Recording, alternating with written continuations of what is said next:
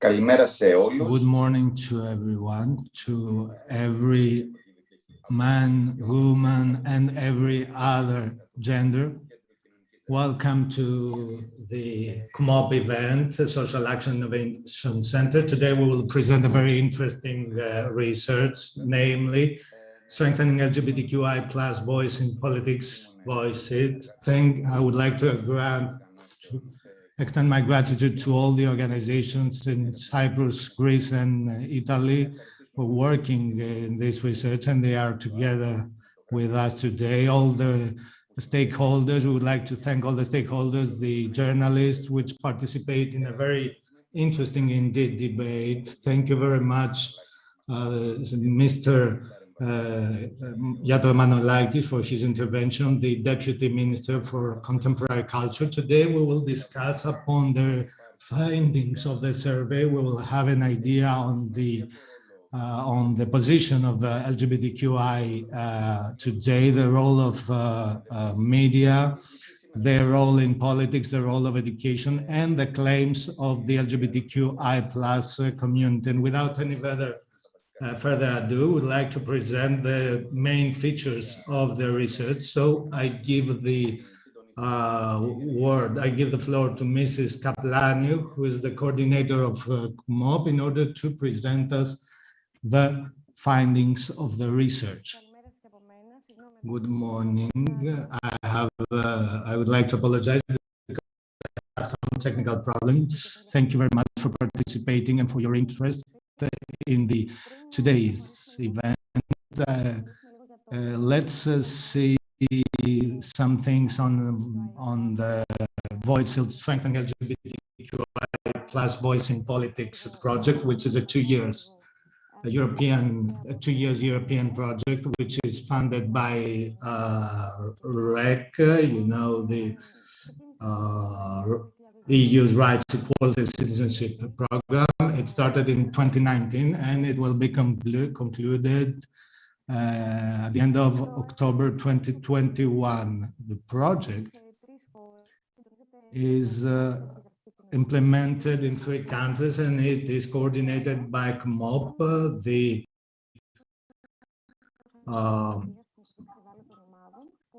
Social Action Innovation Center.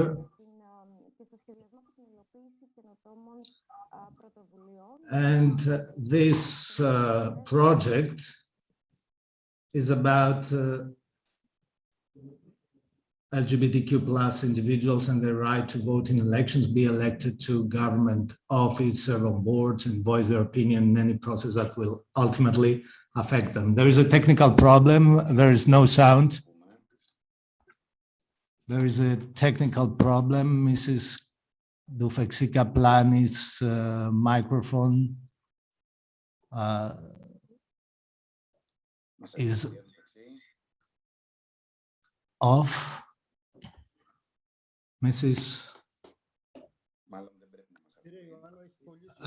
I think that there is a technical problem with Mrs. Dufexis Kaplani's connection. There is a problem. Let's see whether we can resolve this problem. Yes, you can proceed. There is a technical problem, or we just either we are waiting for her because her connection has been suspended. Yes, can you hear me now? Yes, I have some technical problems. So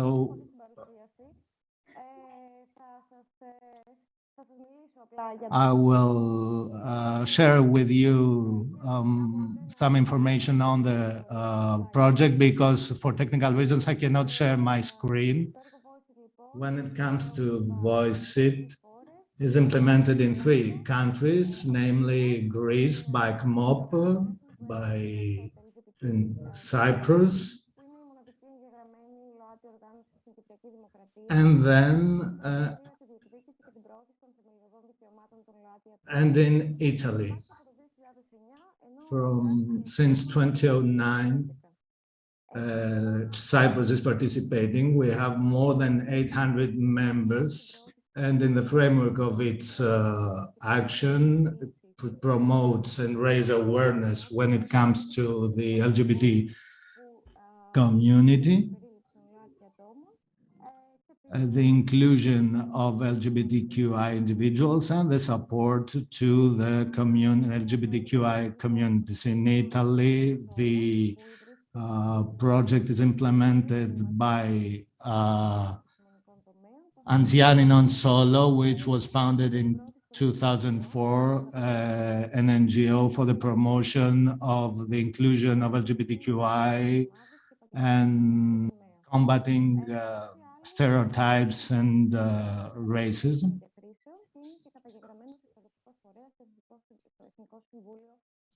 And it's part of the NGOs for the protection of the gender of the LGBT community. KMOP, our center, is conducting researches and it provides desk research and online surveys in order to come up with different policy tools in order to help the decision makers to take some steps in order to safeguard the rights of LGBTQI. When it comes to VoiceIt, the aim of this program is to strengthen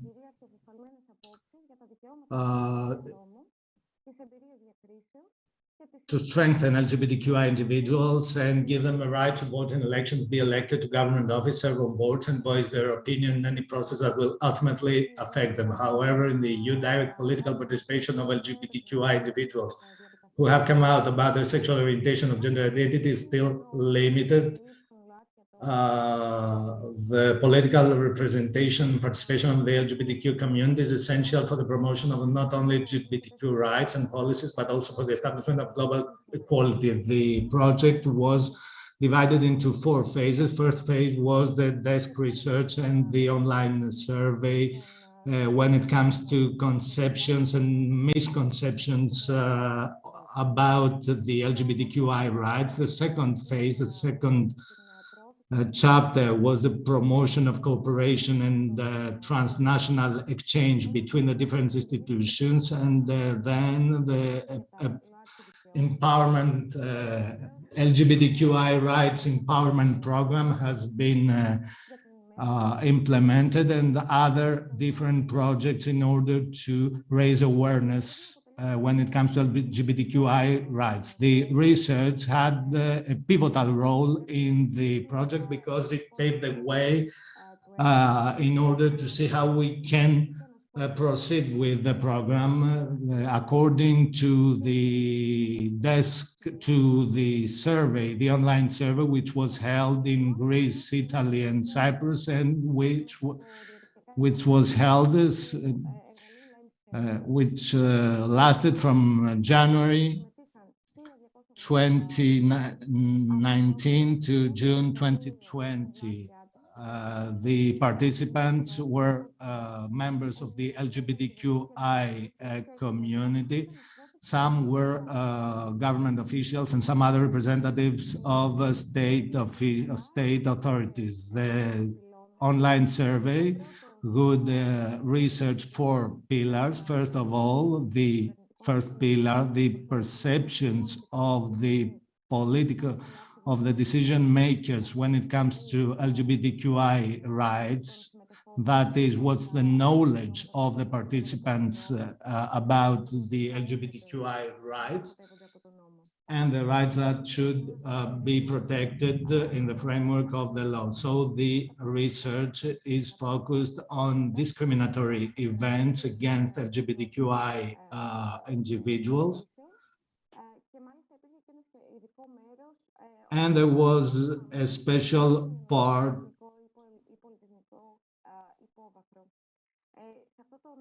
a special focus on LGBTQ individuals regardless of their other background, religious, political, etc. The research aimed at identifying the occurrence of discriminatory incidents. The third pillar had to do with the participation of LGBTQI community in politics, to what extent this is the case today, and whether there are opportunities for the LGBTQI community to participate in the decision making process.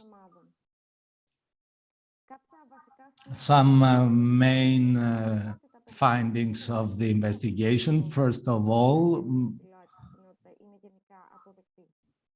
most of the participants do not consider that their LGBTQI community is tolerated in the framework of the social context. Then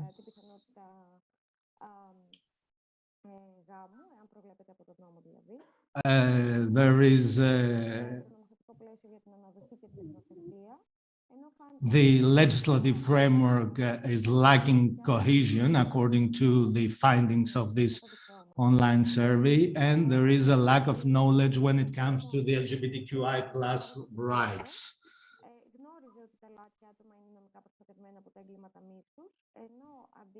In Greece and in Cyprus, people knew, the participants knew that they were protected from any violent incidents, while in Italy this was not the case. The findings are very interesting indeed. Moreover, when it comes to transgender and the frequency of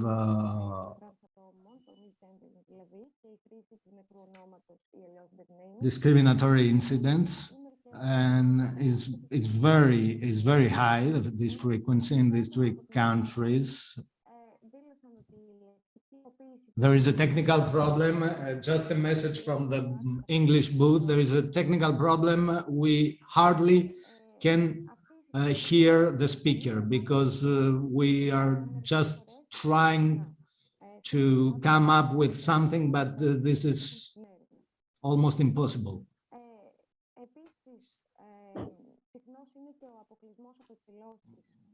Moreover, the exclusion from any events, the exclusion of the LGBTQI individuals from certain events is something very frequent in some countries, namely in Greece and Cyprus. However,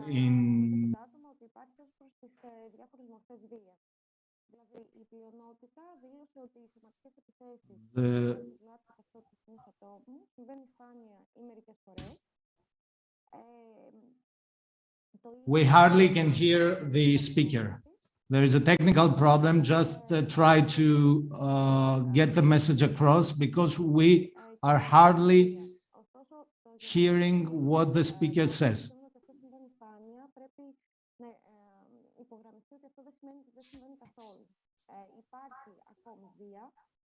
There is still violence, and it's worth the while see the different forms of violence mentioned in the framework, in the context of this research.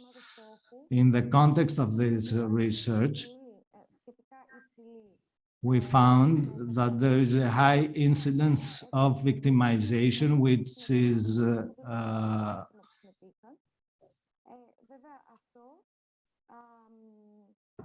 is opposed to other findings of the survey.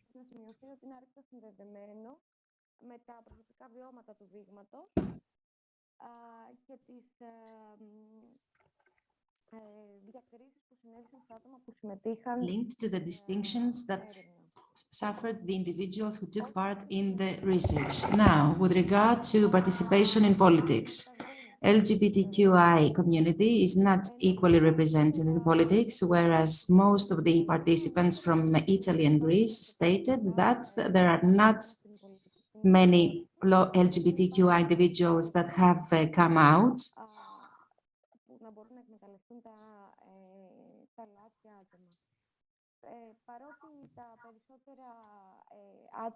Although most individuals from that audience from Cyprus agreed with that statement, there are many others who disagreed. In other words, there were other individuals who claimed that there are many LGBTQI individuals that have come out and that are taking part in politics.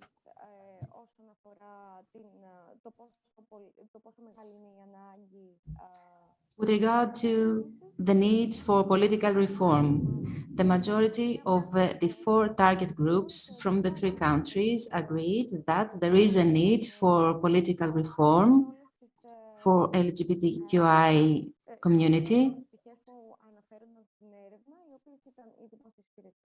which is absolutely necessary in all different aspects, like social security, protection of civil rights, law against discrimination, work policy, education system, and medical and healthcare. These were some of the most important points of the research that led us to develop the 2 other stages of the project. And these were the points on which we actually based the proposal for cultural exchange. We set some priorities and the utmost objective was to develop an action plan that would promote the rights of LGBTQI community. Each action plan included and still includes some proposals pertaining to inclusion and best practices.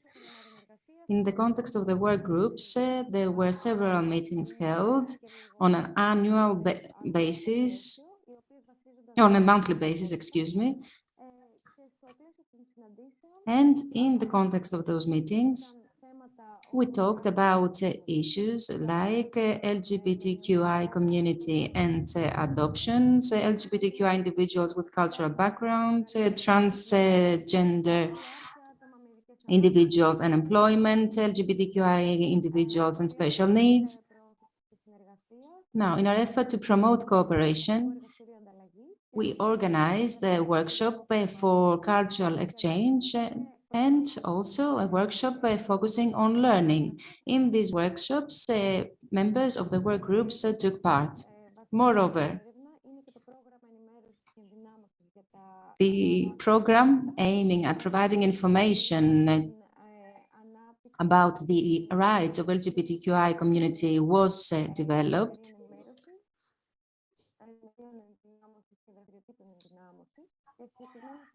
More specifically, in every country, we organized some information days. We also introduced some information points. And in the context of those information days, we had participation of several interest parties.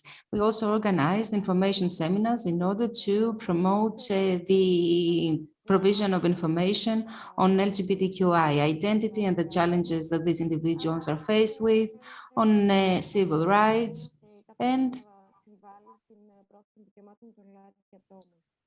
generally speaking, on the promotion of the LGBTQI community and rights. Now, we also organized 10 empowerment seminars in each country. The aim of this was to raise the awareness and to create the opportunities for LGBTQI individuals to take part in politics, as well as to develop tools that these individuals could use in order to reach this objective. The 10 empowerment activities were addressed to all the previous groups, that is, but the best participants from the civil society, representatives of political institutions, LGBTQI individuals and organizations, and the objective was the practical implementation of the accumulated knowledge, the provision of information, exchange of ideas, and combating the rhetoric of hate. These were the main stages of the project, all of which aimed at strengthening the cooperation and the inclusion in society. It's worth noting that we developed a policy report that was based on the results that we got from each country. This report has different thematic units. You can visit the website of the project if you want to take a look at this report. So of course, we may talk about it a little bit later. However, the basic pillars of the research and the main results and the main needs are related to the mass media and the influence they have on the development of perceptions of LGBTQI individuals. The connection has frozen. The sound is inexistent. We find it very hard to listen to the speaker and to interpret. We have a technical problem again with Ms. Dufexi. I don't know if we can wait for her. I will close my presentation at this point. I don't know if you can hear me. Yes, we can hear you now, says the moderator. I apologize for the technical problems. Unfortunately, Zoom has some problems, so I will close my presentation here. And I would just like to say that the central pillars of the research and the main results had to do with the mass media and the role they play in the development of perceptions of the LGBTQI individuals and their rights. They also relate to the need for reforming the educational system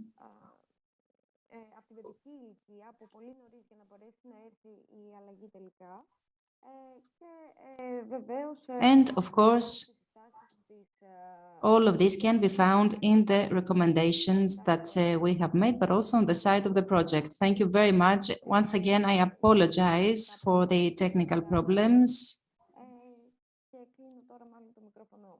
And now I turn off my microphone.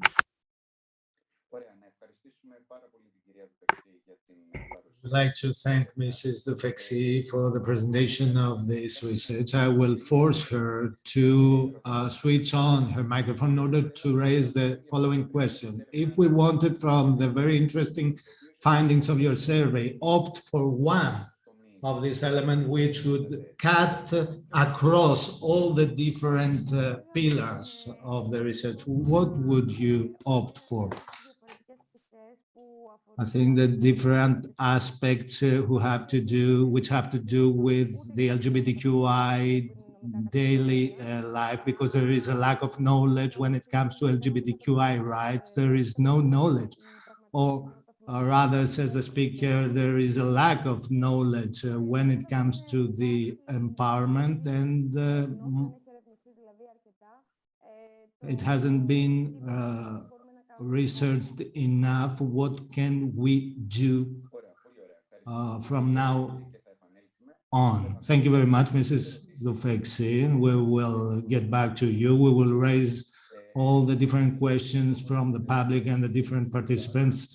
At this point, I would like to share with you the following. You can send your questions to chat, and at the end, during the Q&A and debate, we will try to reply to as many questions as possible. Now we have two very interesting presentations. First of all, Mrs. Rebecca Graziosi from ANS Italy. Mrs. Graziosi, you have the floor. Thank you. I'm going to share my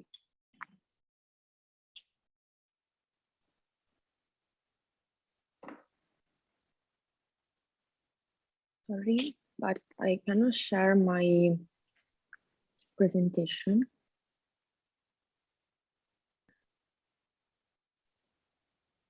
Μήπως μπορούμε να βοηθήσουμε τεχνικά την κυρία Γκρατσιόζη για την έρευνά της. Can we technically assist Mrs. Graziosi in order to share her presentation?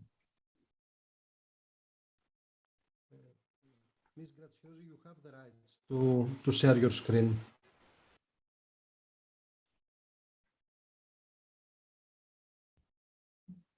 No. Κύριε Ιωάννου, την έχουμε χάσει. Έχει κλείσει την κάμερά της. We've lost the connection. Mrs. Graciosi, can you hear us? We've lost the connection. She's out. She may have a technical problem. Let's wait a little bit. Yes, maybe I can find the presentation of Mrs. Graciosi and I can share it with you. If we cannot solve this technical problem, we can move on to the following speaker. So you know that the weather here in Greece is very bad, and every time there is rain here in Greece, we always have technical problems. Yes, there is a technical problem. The sound was not restored. The sound of Mrs. Graciosi is off. Maybe we can move on to His Eminence, the Minister, the Deputy Minister, and then resolve the technical problem. Maybe she has opted for the bad channel because we have two channels, the Greek one and the English one. Yes, we can move on to the following speaker, and while we are solving the technical problem. Let's give the floor now to the Deputy Minister, Mr.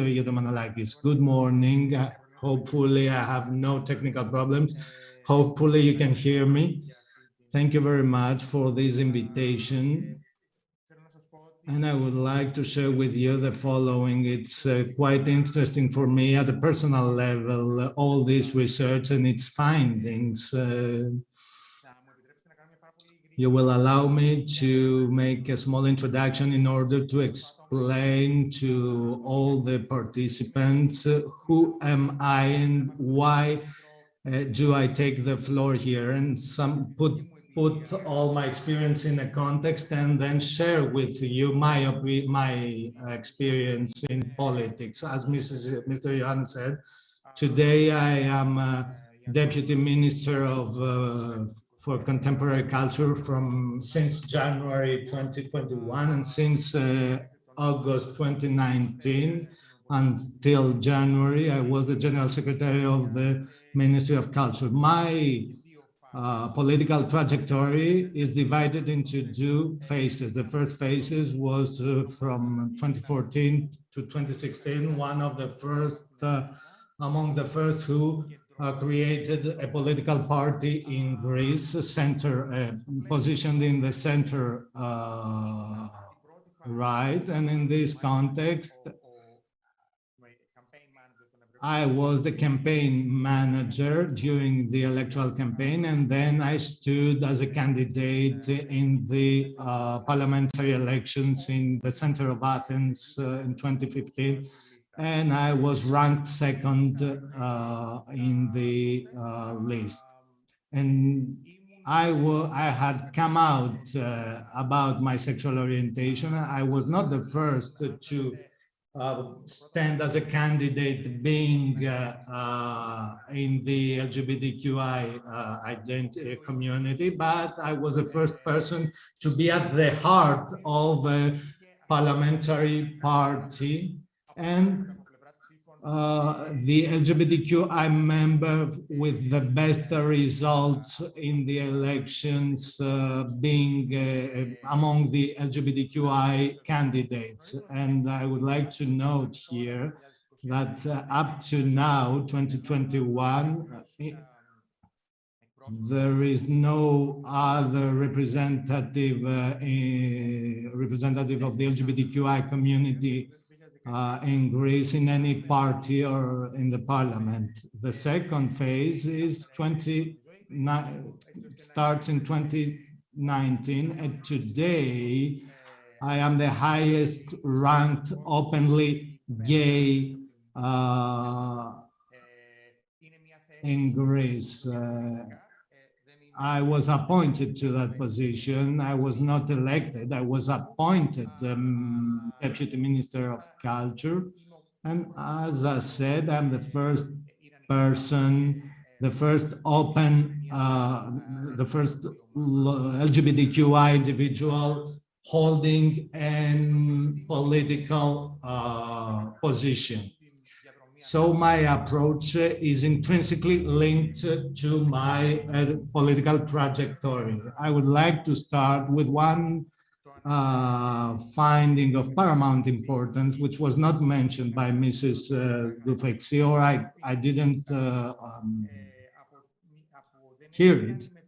It has nothing to do with VoiceIt. It has to do with research of Eurobarometer, and it has to do with the following: to what extent the broad public accepts the existence of LGBTQI individuals in politics, both at the municipal level or at the national level. And in 2019, according to this research, in the European Union, 64% of the participants would feel comfortable should an LGBTQI individual hold the position, but in Greece this percentage is 44%. So according to this finding, we can translate that in the following manner. 4 out of 10 people in Greece, according to the 2019 Eurobarometer, hopefully things have changed since then. But according to this data, the very fact that I am involved in politics is very, it doesn't make people feel comfortable. Let's see all this issue in general.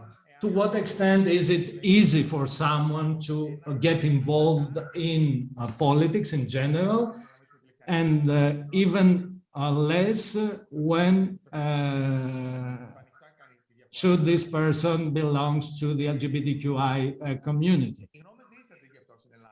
And the opinions, there are different opinions on that. If you read the right or extreme right press, the country is governed by an LGBTQI mafia. According to the leftist press, there is no LGBTQI representation whatsoever in Greece, because I am only a stooge without any personal opinion, which only has a very decorative role. But the center-right press, according to the center-right press, we focus not on the characteristics, on the rest of the characteristics of this person, and whether this person is capable, has the capabilities to stand in the political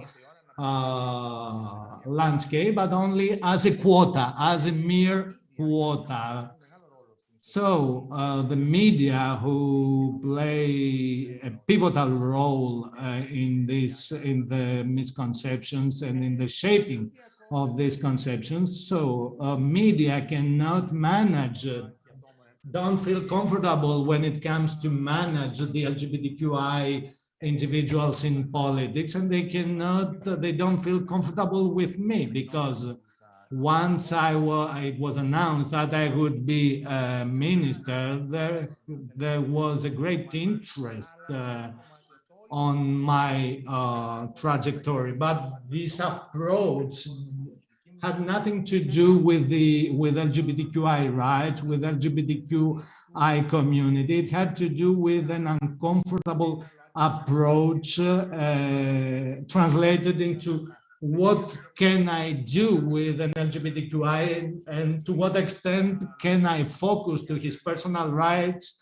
to his personal life, and to his personal characteristics, and not to his political stances and to the policies he wants to serve. So the introduction in the engagement in politics has to do with the opportunities. Who gives the opportunities? Because you know that in other fields, according to the VoiceIt research, there are some areas where we can, as a state, we can set policies in employment, in education. I shape policies, horizontal and cut-crossing policies, and I can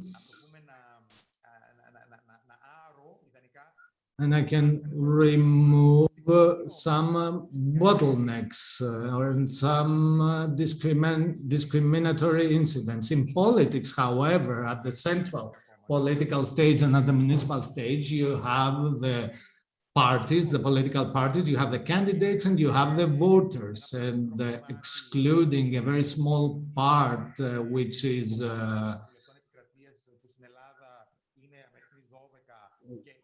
12 deputies which are elected, which are appointed on the basis of a list. The rest of the candidates, regardless of the parties, are elected by the electorate.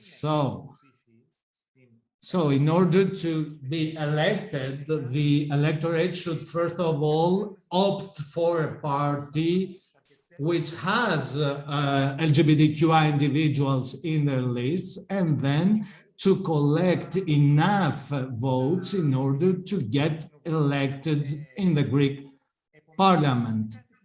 Therefore, this cannot be institutionalized. This is something that it is claimed and reivindicated. It is very challenging. First of all, it is challenging because the political parties, we already know that the political parties are quite isolated from large swaths of the population, and especially there is a line, an age line. Below this age line, there is a distance from the youth is distance from the parties. This is a great gap, and this is intrinsically linked to the LGBTQI individuals' challenges. But this has to do with another fact, namely that the political parties here in Greece operate as closed-door clubs, which would hardly open their doors to new members because they have learned to operate in a very claustrophobic way, and this doesn't allow them to rejuvenate and renovate their personnel. And this is a very important issue. So an LGBTQI individual, in order to engage in politics, will have to surmount many obstacles. The first of all is the very party in which he was to engage. He will have to stand out among the other members and then stand out at the central political change. And when we talk about elected officials, he should be elected. So there are some bottlenecks that should be removed. And having said that, there are some issues that have to be faced. An LGBTQ plus individual who wants to engage in politics, does he want to enter into politics in order to pursue an LGBTQI, an exclusively LGBTQI agenda, or he will be a general candidate which will hold the stance in different in a general context, and he will talk about different subjects. Or there is a third dimension as well, or having, for example, being responsible for a portfolio which has nothing to do with LGBTQI rights, as it is my case, for example, because I'm in charge of contemporary culture. It has nothing to do with LGBTQI individuals. other issue is whether there's a relation, and if this is the case, should this relation is healthy between the parties and the LGBTQI community, which I would like to open a parenthesis and say that there is no LGBTQI community here in Greece. But the issue is whether these the different LGBTQI institutions are related to different parties. We should reply to all these questions. Another challenge is the presence. Let's say, let's say that, and I will use my personal experience because it's what best illustrates the situation here in Greece, and hopefully there will be more candidates in order to draw from their experiences. But now I can draw only on my experience because there are no other candidates openly LGBTQ. And one of the main issues is visibility. Once you know that there is no visibility and you lack the capability to be member of the government of your country, to be member of the parliament of your country, to have access to high-ranking positions given on the grounds of being an LGBTQI on your gender activity, this is a very important issue, and that's what I wanted to do with my in my case, because I wanted to send a clear message according to which gender equality, gender identity should not be considered as an obstacle when it comes to have access to the politics. So we should examine the following. What are the discriminations faced by LGBTQI individuals when they want to engage in politics? Do they suffer from bullying, from harassment? Should they are undermined as personalities because they do not fall into the traditional political model as we are accustomed to? Things are quite strange. What do I mean by that? Indeed, there is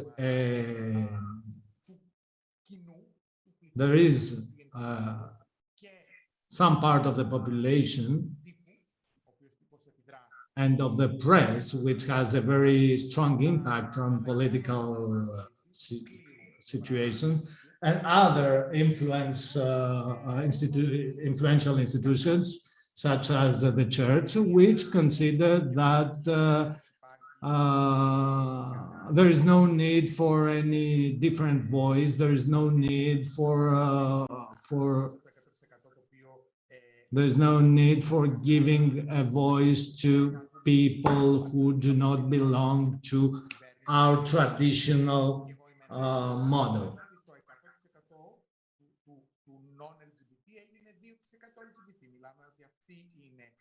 The percentage today is from no LGBTQ. We have a 2% quota today of LGBTQ. So when people say that gays are coming, LGBTQ individuals are coming and are getting the jobs from us, this is not a real fact. This is a fake news. It is quite easy, and not only in the context of the far extreme right, but because the same goes for the liberal press and the leftist press. It is very easy to undermine me politically on the grounds of my gender activity. They say I am the little boy, I am the errand boy, I am the lovely boy with very homophobic and sexistic comments. I am always the recipient of all these comments, and this is not pleasant.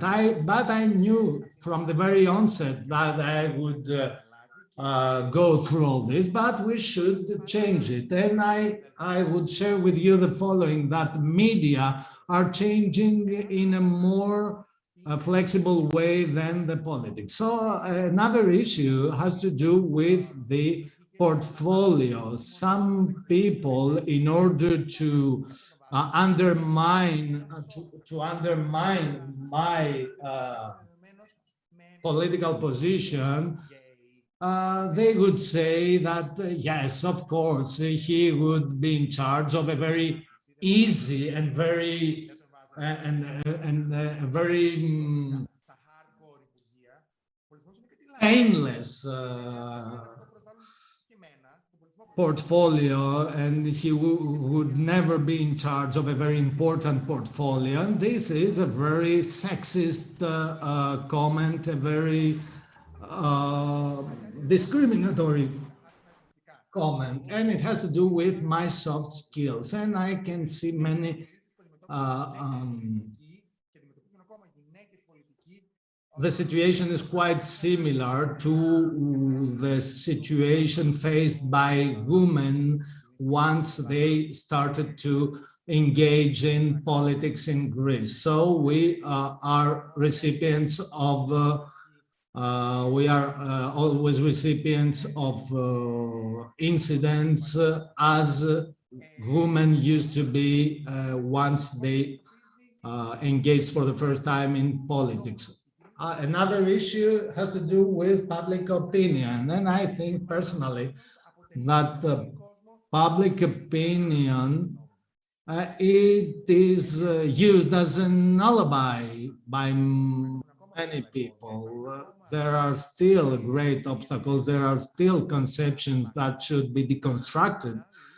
However, on the other hand, I think that these obstacles are not insurmountable, and drawing on my own experience, and given that I want to see how an LGBTQI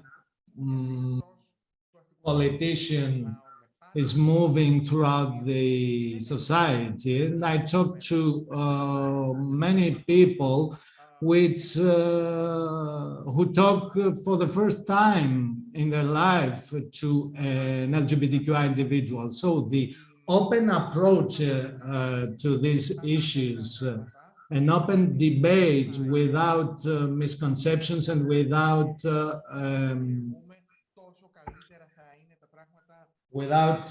stereotypes should be cultivated, because this would pave the way for a better situation vis-a-vis the LGBTQI community. We should walk a long distance in order to attain our objectives.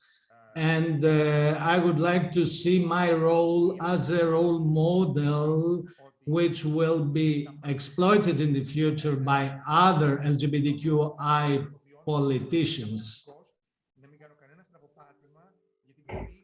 I'm afraid of making a mistake, because then they may say that's expected. He is gay, he was destined to make a mistake. So I understand that there is this pressure, and I also understand that there is this perception, and there are many who are waiting for us to make a mistake. So, in order to conclude the presentation, since the participation of the LGBTQI individuals in politics is not something that can be institutionalized, I don't think that we will ever follow a rationale of quotas. In other words, we will never say that we need to have this amount of LGBTQI individuals in the political life of the country. So, unfortunately, we are talking about a very solitary course that the LGBTQI individuals need to follow, a very difficult course in the beginning, at least, because there is no support from anywhere, neither from the LGBTI community. I'm very honest about that. Maybe it's interesting to talk about that. Many LGBTQI individuals believe that I can be free in my personal and private life, but not in the political life. And this is not the case. So I repeat that it is a very solitary and difficult role. There are certain tools that have proven to be very effective elsewhere. And I would like to conclude by mentioning these tools. For example, in the USA, there is the Refund Network, which is basically a fund, and not only, since it provides you with tools. So in the United States, there is this network that provides tools to LGBTQI individuals at a national, state, or federation level, regardless of the political affiliation. And they provide a support, as I said, both in terms of money, in terms of networking, tools, communication, cooperation, what have you. If we could possibly have a similar European fund, and this is something that I am talking about, by the way. So if we could have such a fund, we could bridge some gaps and fill some voids. Of course, this cannot be the result of laws. This has to be the result of initiatives that groups of the society will take. And of course, it will be the result of education. All of these will contribute to the development of such a network, but also to the change of the perceptions. But in order to move from that point to the political participation and representation of LGBTQI individuals, there is a long distance that is hard to cover. At this point, I would like to close the presentation. I'm here to answer any question you may have. And thank you very much for your attention. Thank you very much, Mr. Deputy Minister, Mr. Yatromanolakis, for this very interesting intervention. I believe that the most interesting part was his personal experience, how he experienced this participation in politics. I remember that back then, when he was a member of the Potami political party, I had met him many times, and it was a great pleasure to see him taking part in the political life.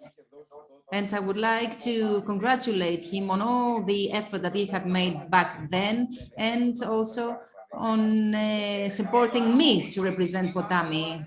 Look, politics actually involves many political games that are not related only to LGBTQI individuals. So these political games are well known to everyone. Okay, but let's make things slightly difficult for Mr. Yatromanolakis. Mr. Yatromanolakis is the only representative of LGBTQI community, and he takes part in a government which is basically a conservative government. It is a government of New Democracy Party. Of course, there is a representation in the government by Mr. Yatromanolakis, and there is also Mr. Alexis Patelis, who is the financial consultant to the Prime Minister. So the question is, how easy is for someone to be LGBTQI, to fight for the rights of LGBTQI individuals as a member of a conservative government, as a member of a conservative party that has its own views that are completely different, and they are very harsh for the LGBTQI community. So how easy is it, and how realistic is it to be a representative of LGBTQI in such a conservative government? First of all, I would like to tell you that right now, this government, and I'm a member of the government, okay, let's state that from the beginning.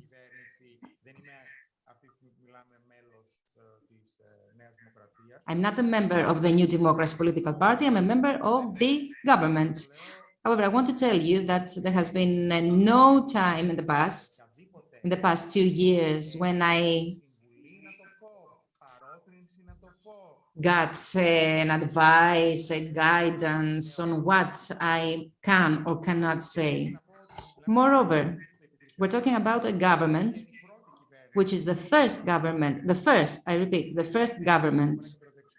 It may come from a central right political party, but it is the first government that established a committee that studied in detail the issue of equality of rights of LGBTQI individuals. And why I'm saying that and why I think it's important. I think it's important, and this is a personal view.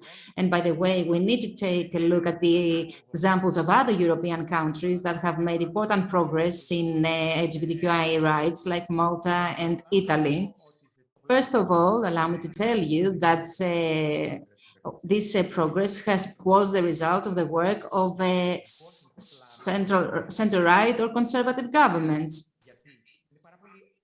It is very easy to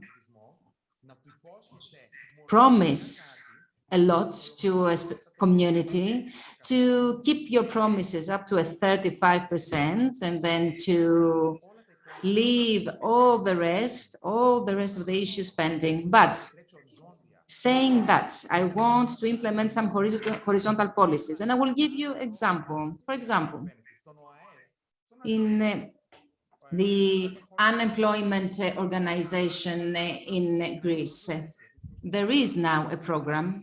As we speak, there is a program that is addressed to LGBTQI individuals. Moreover, this government decided to open up again the issue of blood giving coming from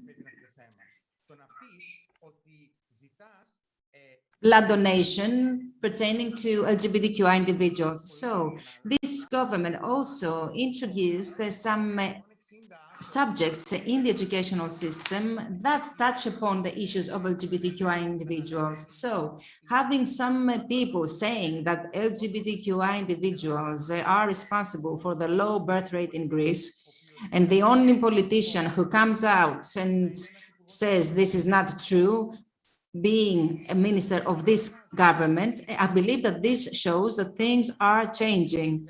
Moreover, this political party and this government has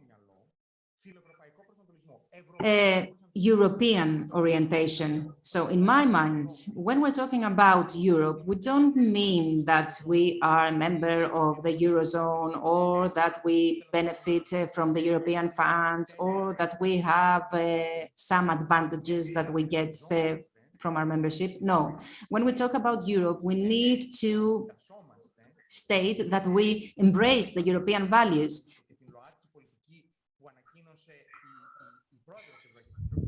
That we agree with the European policies, like the policy that was announced by the President of the European Commission, Ursula von der Leyen. She made a proposal for a policy that is addressed exclusively to LGBTQI individuals. So I believe that the defense of the LGBTQI individuals' rights is the only way that we can follow. It is the absolute and only expression of our European affiliation. So if I understand correctly, Mr. Jan Romanolakis, you reject the politically correctness, according to which LGBTQI means more to the left. That is, that the political right thing to do is to be Syriza or Day 25, that if you are LGBTI community, you cannot be a member of a right-wing party. I said that earlier. All of a sudden,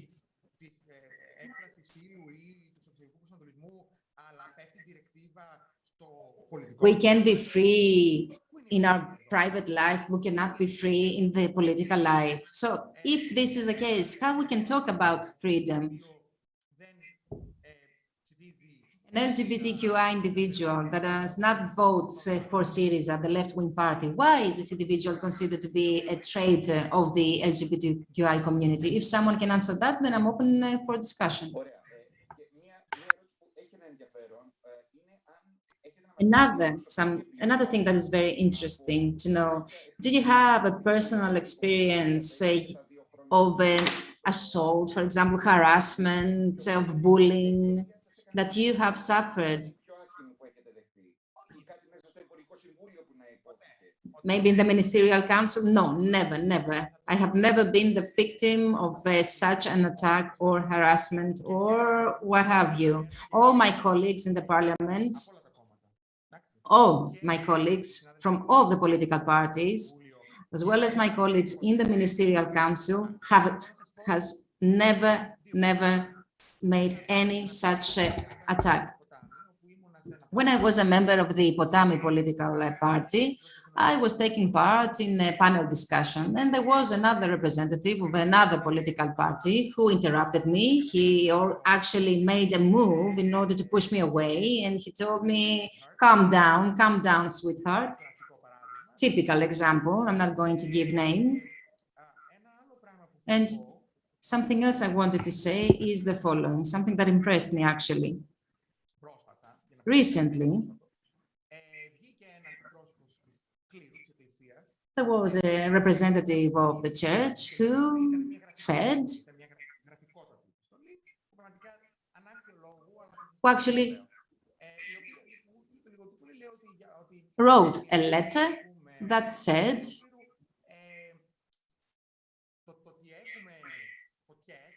the fact that we have wildfires in Greece, we had these huge wildfires during summer. So these wildfires are the punishment of God because we have a gay member in the parliament. And then some progressive individuals actually attacked me instead of attacking the representative of the church. Why? Because I completely disregarded this letter and this individual.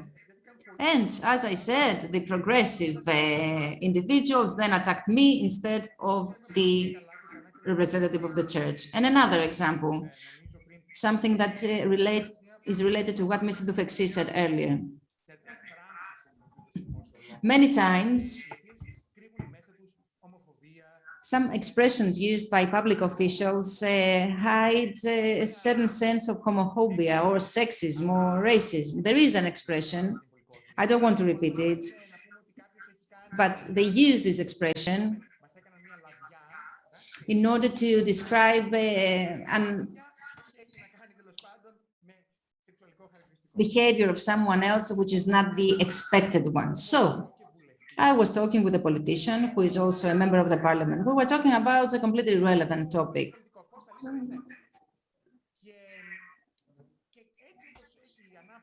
And as we were talking, he's explaining some things to me, and he uses this word that I don't want to repeat.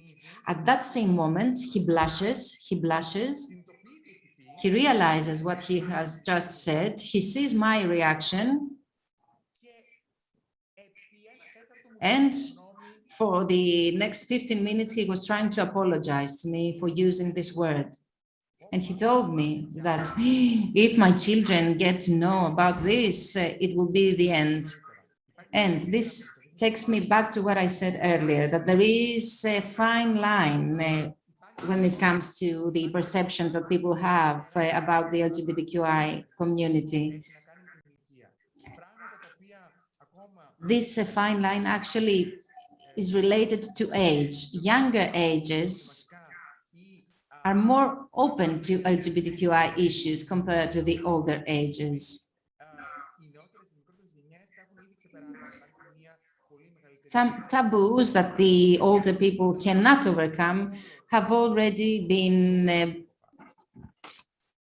successfully abolished by the young generation. Thank you very much, Mr. Yatromanolakis.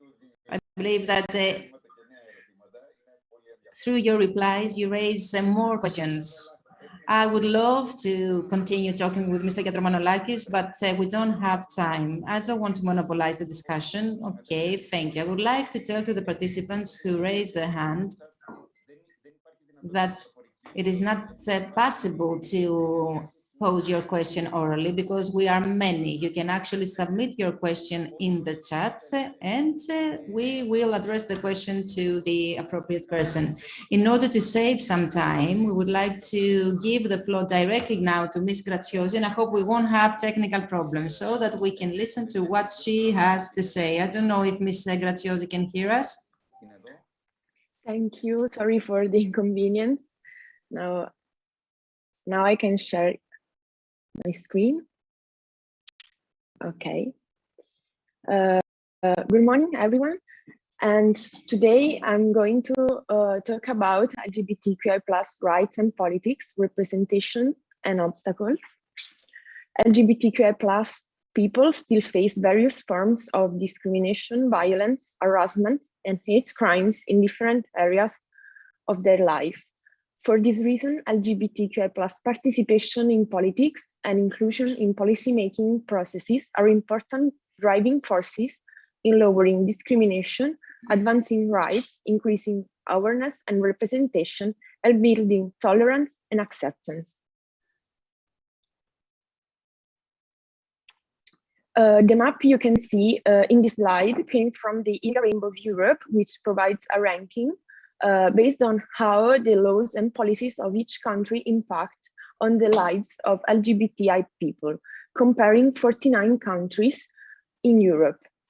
Different categories of rights, equality, hate speech, family issues, legal gender recognition,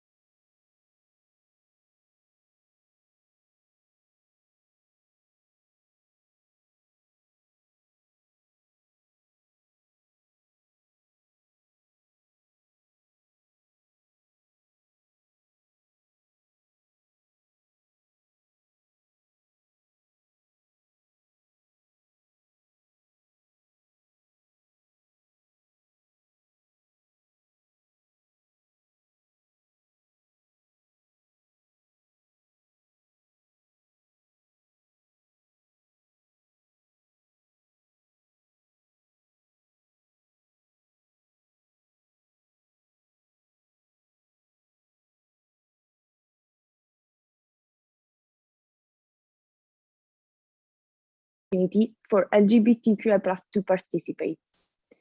LGBTQI+ participants from Cyprus tended to share the same beliefs, whereas the other three groups, general public, political representatives, and government officials, were inclined to believe the opposite. The obstacles LGBTQI+ people face when they want to engage in political processes are mainly due to the risk of discrimination. In fact, LGBTQI+ people, respondents from all 3 countries, felt they cannot be included in political processes without the risk of discrimination. And in case they did, they felt that their position would not be considered as much as a cisgender heterosexual citizen. Thank you for your attention, and thank you on Anziani e non solo behalf.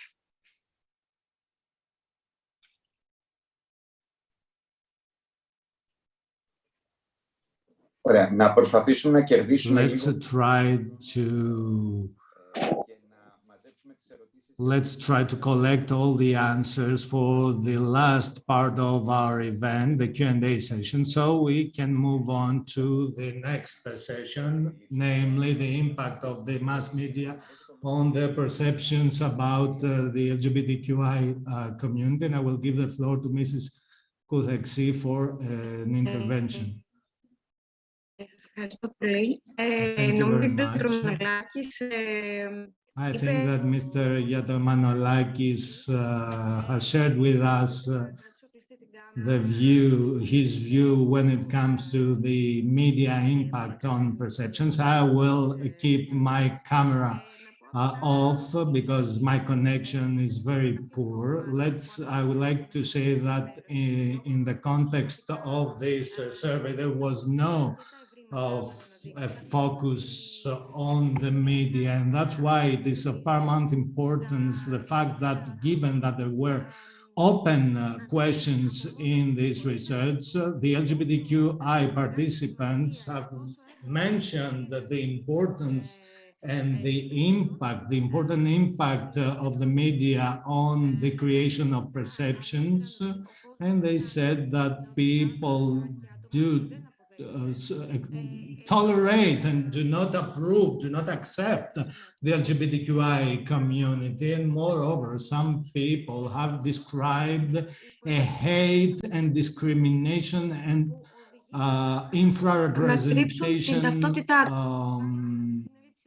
issue, and there is a lack of visibility in the context of the mass media. That's the most important thing we should retain from the survey. And Mr. Yattamanolakis shared with us very important and very interesting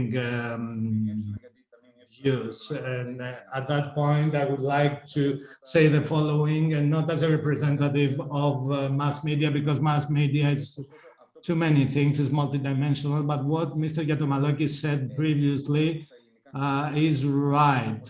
I think that at least in the Greek media, in Greek media, the left-wing press engages more in the different issues related to LGBTQI+ community. When compared to the right and extreme right press, which omits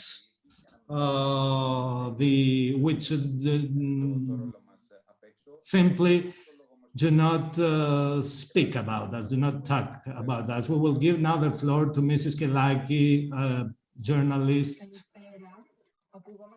to share her view with us. Good morning. I have some technical issues, some very serious technical issues indeed, and unfortunately I cannot share my presentation with you. So in few words, I would like to try and talk about the media impact. As you said, media is not one thing. It's not an opinion, a point of view, an ideology, or one medium. It's a conglomerate. And what we say about one medium is not applied to another medium. But if we want to focus on that, on the impact, we should have waited until 2021 in order to see a series in the Greek television in which the LGBTQI individual would not be presented in a caricaturized way. And this is very sad that we should have waited until had to wait until now in order to approach this issue in a different way. When it comes to the mass media, the approach of LGBTQI related issues is still out of context. I had prepared some examples of positive and negative representation of LGBTQI issues. Unfortunately, we will not be able to see this presentation. What I want to say is that the most dominant view is that the LGBTQI issues should be able to sell in order to be presented. They should entail tears, emotions, things that will create a spectacle in order to be presented. However, the LGBTQI related issues should be approached as an intrinsically linked part of the society, as the other issues, and not as a and not isolated from other societal issues. In the context of the media, the LGBTQI individuals were not invited to the media because their stories do not sell. However, the media play a pivotal role in the creation of conception, and this has been reflected in a very illustrative way through the presentation of the assassination of Zach Kostopoulos, the LGBTQI activist. And in spite of the fact that new evidence has emerged and it was clear what had happened, the media used some terms and some words formulated through their media, and then this discourse has dominated the debate. At the same time, we observe a lack of knowledge of the people participating and writing in media about LGBTQ-related issues. So the use of the terms is erroneous and obsolete, and especially when it comes to the transgender people, the use of erroneous terms, erroneous names is omnipresent, and I think that through good education and good practices, these issues would be solved. This does not mean that in the last years great progress has been registered, in spite, of course, of some individual incidents against LGBTQI individuals. But the debate about the LGBTQI community without the participation of the community itself is omnipresent, is still omnipresent, unfortunately. When it comes to the control mechanisms of the media, there is a certain flexibility in terms of the LGBTQI discourse. And this is a change when compared to the past, because in the past, these things were not represented at all in Greece, and now there is an effort to represent some daily issues related to the LGBTQ community. Without any further ado, I would like to focus on the following. Through the positive representation of LGBTQI identities, the highlighting of the issues related to the LGBTQI community at the political and social level, it is obvious that the mass media can have a great impact on the increase of visibility, and the resonance is very high. Their impact is very high because their use is very broad. So the impact of media on the social framework, on the social discourse is immense, is huge. However, we are very far from saying that in general, the image of the LGBTQI community on the Greek media is positive. Thank you very much. And given that Mr. Giacomanolakis has other obligations and will have to leave, unfortunately, he will have to leave. So we will raise a last question to Mr. Giacomanolakis because he will have to stay. One of the participants raises the following question. People were impressed by what you said, namely that the LGBTQI community does not exist, or there are some stereotypes in the community. I will explain it to you.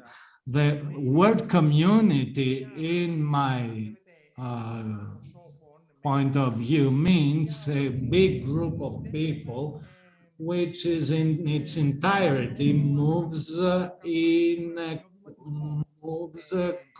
have a common way of life, and there is solidarity among its members, because solidarity among members, in my view, it's an intrinsic element of a community. And as we can see in other groups, for example, we don't have a homogenized community. For example, we don't have a homogenized community of women. We have some approaches, we have feministic approaches, but we don't talk about women as a group. And having said that, there are important institutions, important groups championing for the LGBTQI rights, and they have a resonance, but I don't know whether the existence of these institutions, I don't know whether the existence of these institutions can lead us to say that there is a community, an LGBTQI community in Greece. And for example, a boy or a girl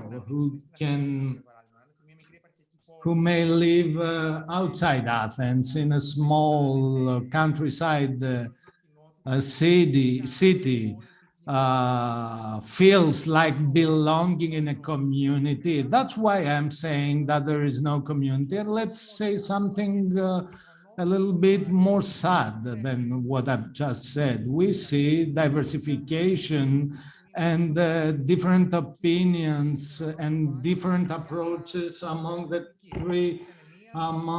different groups. For example, the LGBTQI, there are 3 different institutions championing for the elderly LGBTQI individuals. And this could be very divisive as an approach and does not contribute to the creation of a community. And the last question by Mr. Andreu, when it comes to the openly LGBTQI individuals, to what extent people not belonging to the LGBTQI community have come to you in order to share with you their concerns. Yes, yes, it has occurred to me. Some people that do not belong to the LGBTQI community, and people who are not engaged in politics for the time being. They shared with me some very important issues of their personal life, but not in order to draw or advise, but only to share and to debate with someone having common interests.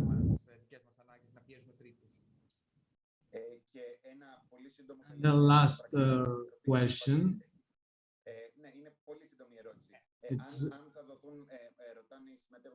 The participants are asking me whether the minutes of this event, the minutes of the Committee on the LGBTQI rights will be published. I don't know. I think that they have been published. I don't know because I'm not a member of this committee. If I'm wrong, I apologize. I think that they have been published. But in any case, I think that they should be published in order to trigger a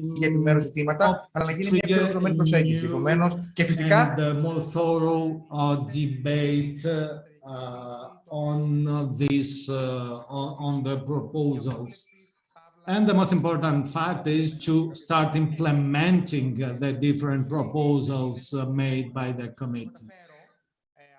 You know that I'm not in charge of that because I'm not a member of this committee. I can convey your message. I don't want you to escape from your question, but institutionally, I should stick to my competences and not engaging in competences of other ministries. Thank you very much for your participation. Thank you very much for having invited me.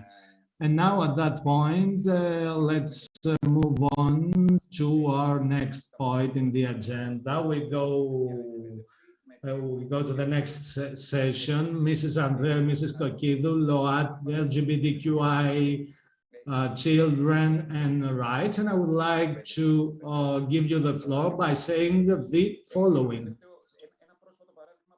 A recent example that has struck me a lot during the holidays in Crete, there was a group of small children, small boys playing and running, and they say that we will run from point A to point B, and the last one reaching the B point is a gay.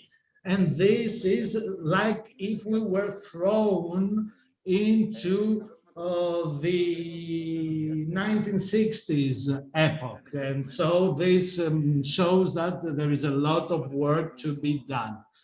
Yes, I've just heard your example, and it's really sad. When it comes to my intervention, I would like to present to you some concise elements related to the education triggered by the research conducted in Cyprus, and there are common points with the different countries participating in the context of this program. I have my presentation. So with regards to how LGBTQI plus rights are handled in the area of education in Cyprus, I have 4 points that I wanted to share. One is that a number of programs have been implemented in public schools in the recent years to combat homophobia and transphobia over the last decade.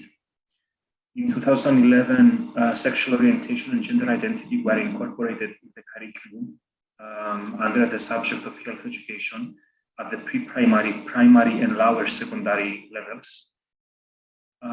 Third point is that the Ministry of Education implemented an anti-bullying plan in schools. Mr. Andreou. Yes. Can I continue? Can you hear me? So, Κύριε Ανδρέου, απευθύνονται σε εσάς. Mr. Andreou, there is from too fast. Okay. Να ξεκινήσω από την αρχή.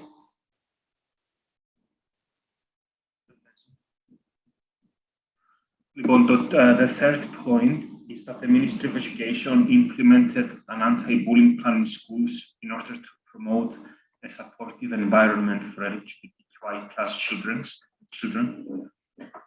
And then the last point for Cyprus is that the government has also supported a workshop that was a third-party initiative in which primary and secondary education teachers participate voluntarily. That was called Shield Against Homophobia. But nevertheless, the research shows that discrimination on the basis of gender identity, gender expression, and sexual orientation is prevalent across schools. The point that I want to raise here that I think is the most important is that ACCEPT was established almost 10 years ago. Before that, there was a total silence and taboo around issues of sexuality. No one would talk about those issues. So in the last 10 years, there were many developments in terms of being, most importantly, in my opinion, being able to talk openly about those topics without this taboo covering everything. The points that I just read out to you suggest that good things happen. But in my opinion, and because I was a part of the NGO community, non-governmental organizations community for years, even though these 4 points are positive examples, the truth is that there is not a clear structural way through which the education system can talk openly and educate people around sexual issues and around issues of sexual orientation and gender identity. These are just some initiatives, and the majority of them, for the majority of them, it depends on the teacher, if the teacher wants to attend the seminars and if the teacher wants to do something in the classroom. It's a development, yes, but still there is a long way to go. So I want to make this clarification in order not to give you the impression that many things are happening and we are about to solve every problem that we have.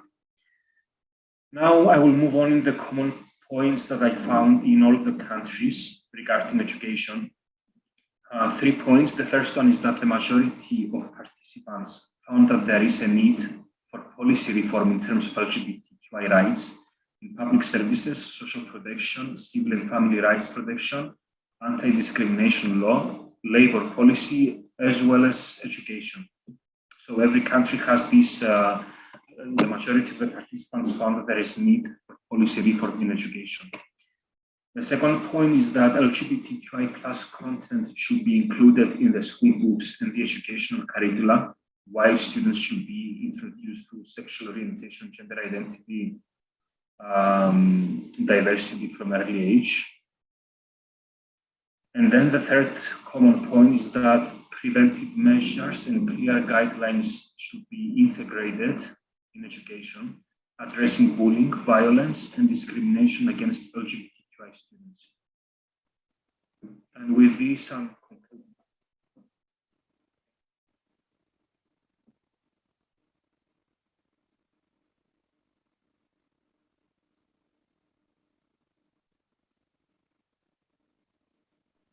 Ωραία, να ευχαριστήσουμε πάρα πολύ τον κύριο Ανδρέου. Thank you very much, Mr. Andreu, and I would like to give the floor to Mrs.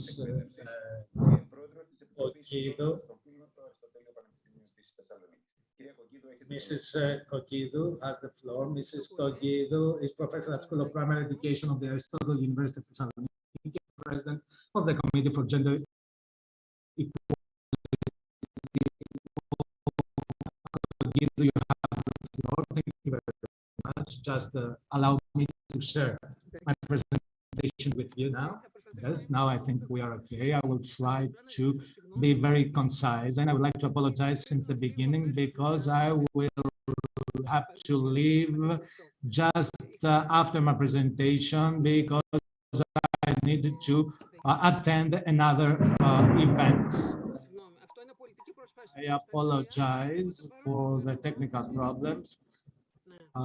Yes.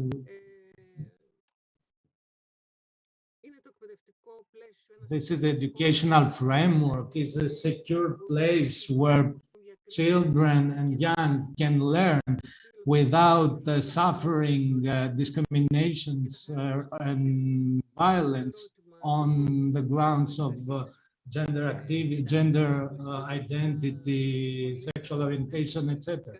So this is the first question I raise, and let all people, all children need to feel safe in their schools, and this is of paramount importance.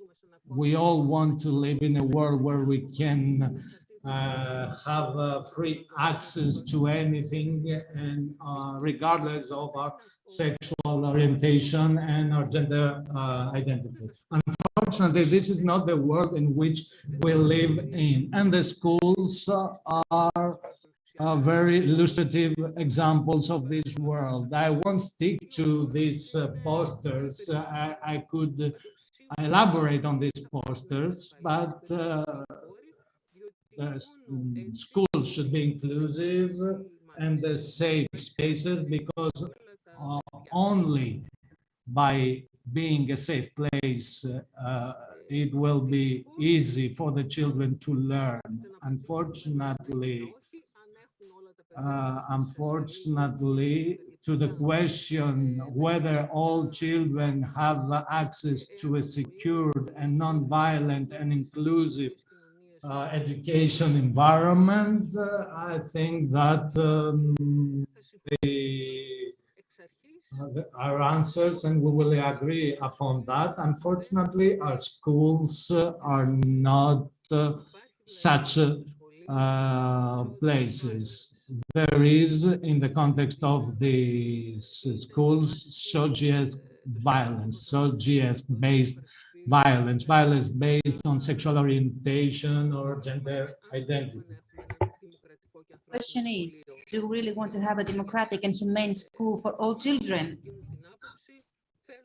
Obviously, we do want to have a democratic and humane school for all children. We want, once we enter school, to live outside sexism, homophobia, transphobia, and so on and so forth. So supposedly now, the educational system is a safe space, supposedly, where young people can learn without any influence. It is a space where inclusive societies are being constructed without any exclusion. This is the reason why it is very important for educational system to promote the respect of all students, regardless of their sexual orientation, identity, gender, and so on and so forth. And I believe that pictures speak for themselves. You can see here some pictures on the screen. It is not possible not to refer to the identity of children in the space of school. And of course, children need to be assisted by the educational material and by any other educational tool. When we're talking about these issues, we are mainly focusing on middle school, but we need to realize that we need to start from a far younger age. We need to start from the primary education. Of course, this is not something that we would meet very frequently. In 2014, for example, I had written an article entitled "The Two Fathers of Costas," which actually described, which supposedly was a mathematical problem. But I believe that we will wait for long in order to see the example you saw in the picture. Now, I would like to touch upon the main text, the report of UNESCO entitled "Night in the Open," issued in 2016, where it is underlined that any action aiming at combating the SOGS violence in educational system, because it has an influence on the individuals that suffer it, but also on those who perpetrate it, but also on the entire school. It impedes the right to education, and it breaches the principle for safe schools. So you can actually thumb through the report if you wish. And all the individuals, all these institutions have a word and can play a role in order to put an end to the transphobia, transphobic trends, sexism in the educational space, in schools in general. In the more recent report of the Council of Europe, which was drafted in collaboration with the UNESCO Safe at School, is underlined that the educational sector should ensure that all children have access to safe, non-violent and inclusive educational environments that will provide protection, support to all individuals who are suffering SOGC violence. Or the data that we have, I'm not going to mention it now, actually show that this right is not observed and that the SOGC violence has important consequences on children and young people, since it has a negative impact on the academic performance, physical and mental health, emotional well-being, especially the one of the victims, although I don't like the term victim, but it is also very damaging to all involved parties, to the educational environment, and it has a huge social impact with long-term consequences. During the last 10 years, the fields of education in most of the member states of the Council of Europe started or continued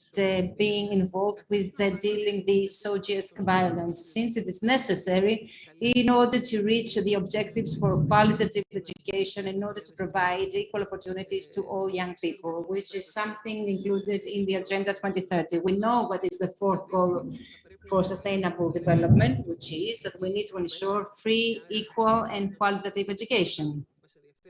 Of course, we are also interested in the fifth Sustainable Development Goal on equality of genders, and also the third SDG on well-being. These are all related to the school environment. Moreover, the Council of Europe, in its recommendation for combating distinctions on the basis of sexual orientation and the gender identity, in the Strategy for the Rights of Children 2016-2021, highlights the importance of empowering the role of education in combating specific forms of violence, including the homophobic and transphobic harassment at schools. Of course, if we didn't have the multicolored school, we wouldn't have included it in the agenda as we did.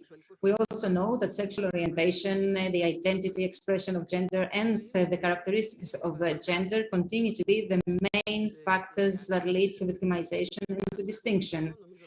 All of us who are here today believe we are very familiar with these concepts, and these are self-explanatory to all of us. It is a form of discrimination. I'm not going to explain why or how. You can actually refer to this text if you want, but also there are many others touching upon this issue. In the research conducted by FRA in 2013 in Greece, there is also reference to that. In other words, there is no inclusive environment for the LGBTQI individuals. And moreover, I would like to say that the trans individuals are more frequently met with breaches of the fundamental rights. There are more discrimination, harassment, and violence cases in the society and in school. And of course, we need to place particular attention to the trans children in the school environment. In the last report of FRA, 53% of the, by the way, the title of the report was A Long Way to Go for LGBTI Equality. So in the context of that report, 53% of the participants aged 15 to 17 had suffered some sort of discrimination, whereas 45% suffered discrimination at school. The encouraging thing is that we can actually see some progress being made, since education, as time goes by, becomes safer and the school environment becomes more supportive for LGBTQI children. And overall, the young LGBTQI individuals stated that they had some sort of support in the school environment. Now, apart from the more positive approach to LGBTQI individuals in education, fewer and fewer LGBTQI individuals actually decide to keep the environment. Now, in Greece, we don't have much material to use. For example, you can see here on the screen, we have a tool which is called the Rainbow Euro Map by ILGA, which actually allows us to see the data and the data for 2021. We can also consult the network for the recording of racist violence cases. Again, if we do that, we will see that the cases against LGBTQI individuals are more. Moreover, there is reference made to the family framework and the coming out of children. There are also certain cases in schools. Undoubtedly, based on the material we have, we can actually claim that there has been a progress in terms of regulation, legislation in Greece, in Europe, and globally. Indicatively, I would like to mention the recommendation made by Sexual Orientation and Gender Identity Units that has taken very important initiatives, as well as all the resolutions and decrees on these issues. In Greece, I would say that we have made some institutional progress in order to ensure the rights of LGBTQI individuals. I'm not going to dwell on this. I would like to turn back and say that the socialist violence in education is a global and quite disturbing phenomenon. We can also see that it exists to a less or higher extent everywhere. And apart from the fact that it's a global phenomenon, it has grave consequences on the healthy development of children. The students who are LGBTQI, who think that they are far more vulnerable to violence. This can actually happen both inside and outside the educational institutions, in classrooms, but also in less supervised environments like corridors, toilets, playgrounds, lockers, even on the way to school, but also even on the web. Here you can see the graphs.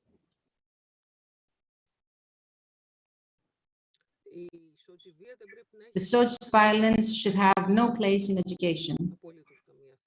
There is no place for this violence in education and for no violence whatsoever. That is why we need to deal with it. At this point, I would like to underline that the socialist violence in education is not aimed only at children that are LGBTQI, but also at the children who are perceived as LGBTQI. And this is something very important. This form of violence is based on fear, on harassment, on intolerance and bias against all those who do not comply with the prevalent rules on gender. In other words, a child that is not abiding by the clothing rules, for example, this child may be considered to be an LGBTQI individual and thus to suffer some sort of violence. In other words,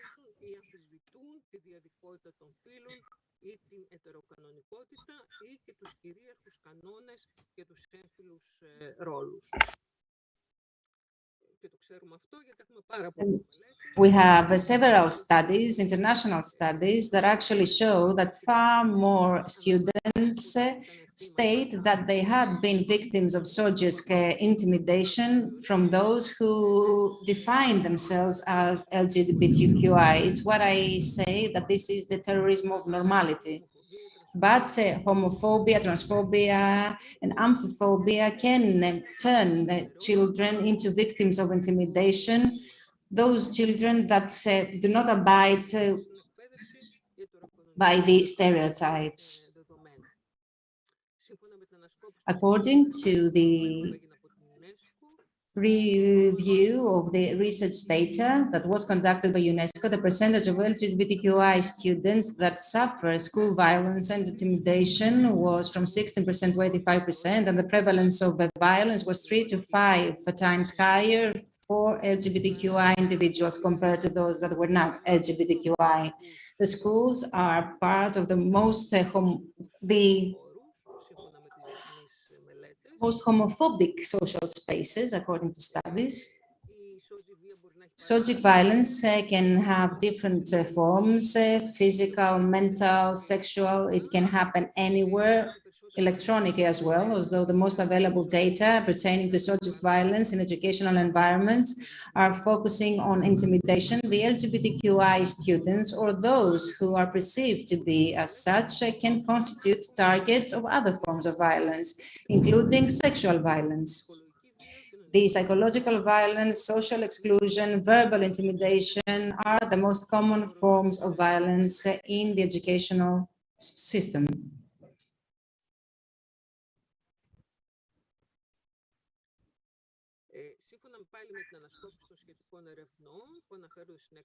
According to the relevant reports out in the open, and also according to the recent report of the Council of Europe, subject violence damages all the involved parties, that is, victims, perpetrators, but also bystanders. It has negative consequences on mental and physical health, as well as on the educational performance, and later on the financial independence of the individual. With regard to the victims, the combating of the subject violence requires the concealment of their identity or the revelation of the identity, and this process can actually cause a lot of stress. In that context, the LGBTQI children or young individuals may suffer pressure because they are not complying with the rules on normality. In those circumstances, the responsibility of the dominant framework is not obvious, and on the contrary, it is transferred to the individuals themselves. In order for these individuals to deal with this pressure, the boys that do not fall into the normal form of manhood can feel the urge to enhance their male identity, and the same stands for the girls. Another issue that may increase pressure is the inability to freely express the sexual orientation or the gender identity, and this can have long-term consequences on children and young individuals, especially in a time period in which they are actually forming their identity, their self-appreciation, and they develop social skills.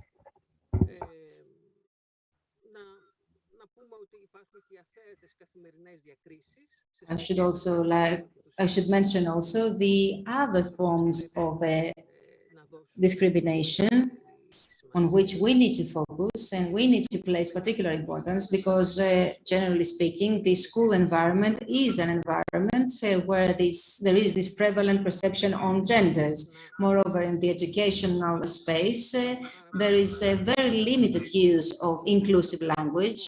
On the contrary, what we observe is the use of homophobic terms and abusive terms in order to describe LGBTQI individuals, terms that actually stigmatize these individuals. Moreover, the accumulation of these type of experiences leads the individuals to develop a sense of victimization, depression, as well as other mental issues. And this is actually where the teachers and professors should come in and play an important role in order to change these behaviors. According to the recent studies, young individuals who have suffered discriminations and subject violence have lower self-esteem. They face increased risk of developing stress, depression, phobias, and isolation. And many times they also make attempts to kill themselves. Another interesting point, the LGBTQI students feel as if they don't belong in the school community. And this is something that we need to keep in mind, since it's related not only to the learning process, but also to other issues, like this feeling of non-belonging to the school environment is something very powerful and very important thing that we need to address. This feeling of non-belonging stems from various different things. For example, in the school manuals, in the curriculum, there are different things that lead children to develop this feeling of non-belonging. They hear some stuff that are disturbing, that are non-inclusive. So this feeling of non-belonging is a constant for these children. Children that may have been brought up in gay family. And this actually may lead to limited participation in school activities, in the school lessons, in a poor performance, and even they may lead these children to drop out. Now, if they decide to drop out, the return to an abusive environment is not always a given, because it involves a high psychological cost, and very often these children have to deal with issues that pertain to their identity, and many times these children are faced with the rules set forth by society. So just violence has in the long run an important social and economic impact, because the LGBTQI students are far more prone to get limited academic knowledge and thus have fewer skills for the labor market, because they have been marginalized.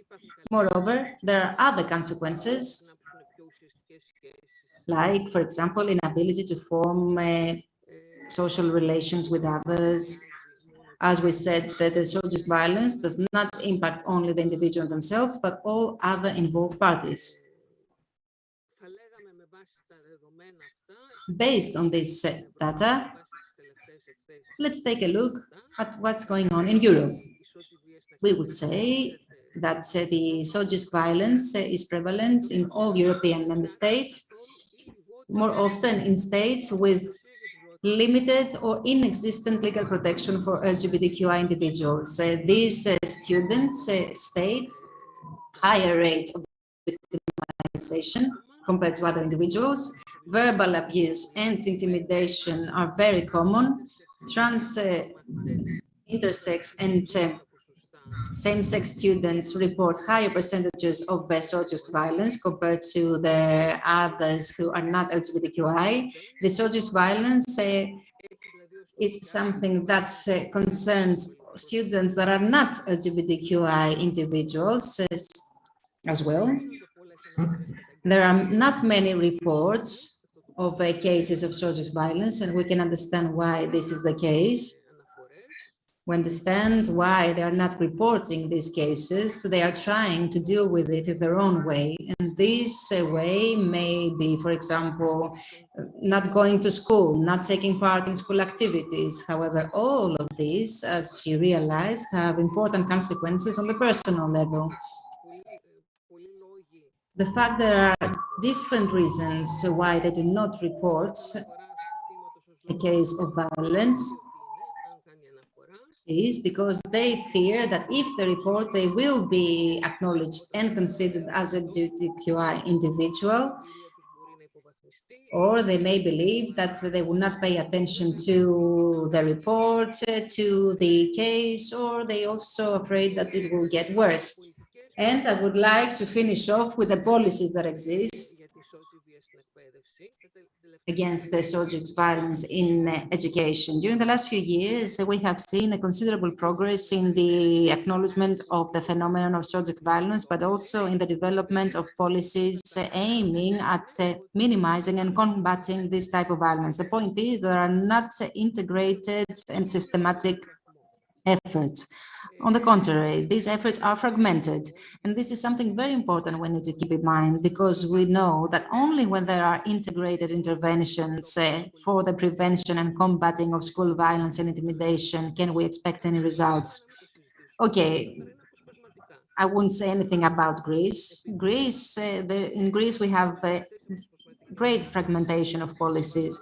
And unfortunately, these fragmented policies do not contribute to the development of a culture of respect. They do not contribute to the protection of human rights or to the development of an environment of safety.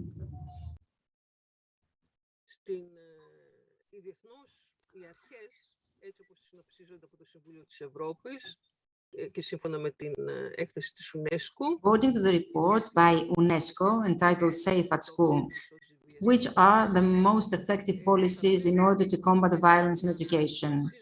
These policies need to be based on and support the rights of children, especially the right to safe schools and qualitative education, to be focused and centered on the student, and to be inclusive, to be participatory, to take into account the gender factor and be transformative, to be based on scientific data, to be appropriate and specialized for any age group, and to take into account the given context in which they would be implemented. In other words, they need to be socially sensitive and aware.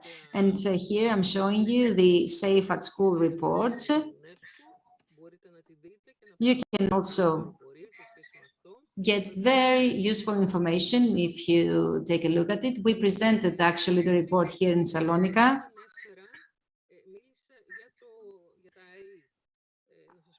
In that conference, I talked about the university environment because the university environment is also a space of intimidation and violence. As you know, the Committee for the National Strategy on Equality of LGBTQI individuals, there is a reference made to the university education. In this reference on university education, there is also a proposal for developing an education without exclusions. This was the title of the proposal. We had been asked to submit our proposals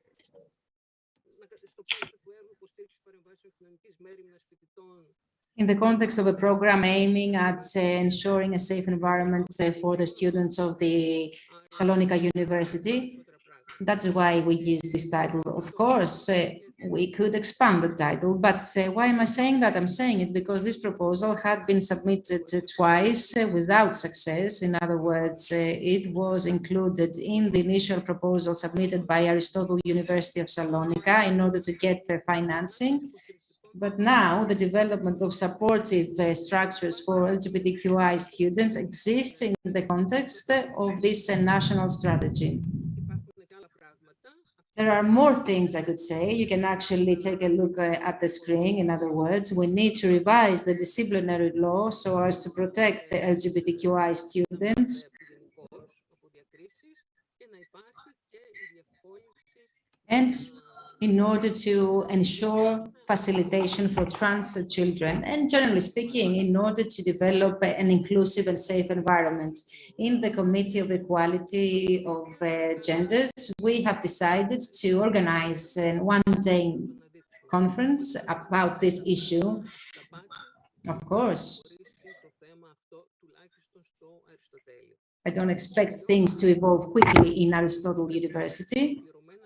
And in conclusion, I would like to say that what we need are integrated action plans. We need to ensure the commitment of the political elite. It is very important to ensure these two prerequisites.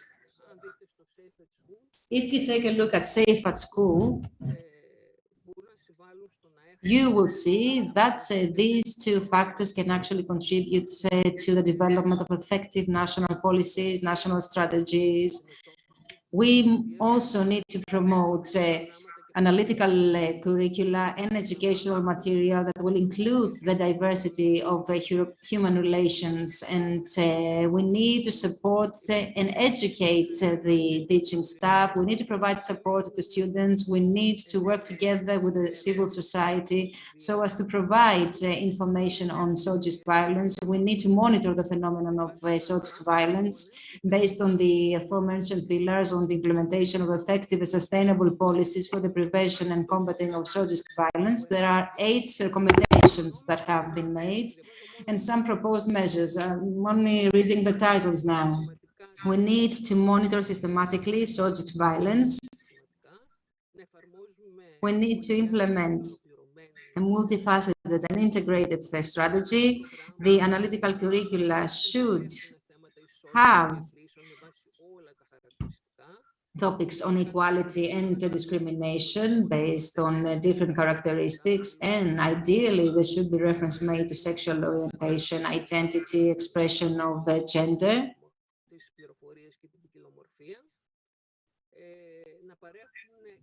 They should provide support as well as training and guidance to the teaching staff so as to prevent and combat subject violence, which means that these need to be included in the university and in any training that may follow. I take part in Department of Community Learning, and I insist on including this type of measures. Moreover, they need to ensure that children that are influenced by subject violence will have equal access to protection support. They need to provide information to the educational community on issues of equality and non-discrimination. Need to work together with the civil society organizations in order to profit from the experience they have in dealing with subject violence. And last but not least, they need to evaluate the policies aiming at combating subject violence. I believe it's time to make even greater steps in order to deal with the homophobia, transphobia in education in Greece. It is a responsibility of the state, of the educational leadership, but also of the educators themselves, as well as of the parents, to ensure the access to safe and inclusive environments of learning. I'm including everyone without saying that it's the sole responsibility of the teachers or the parents. No, it is a responsibility of everyone. And of course, what is needed is the political willingness to change things.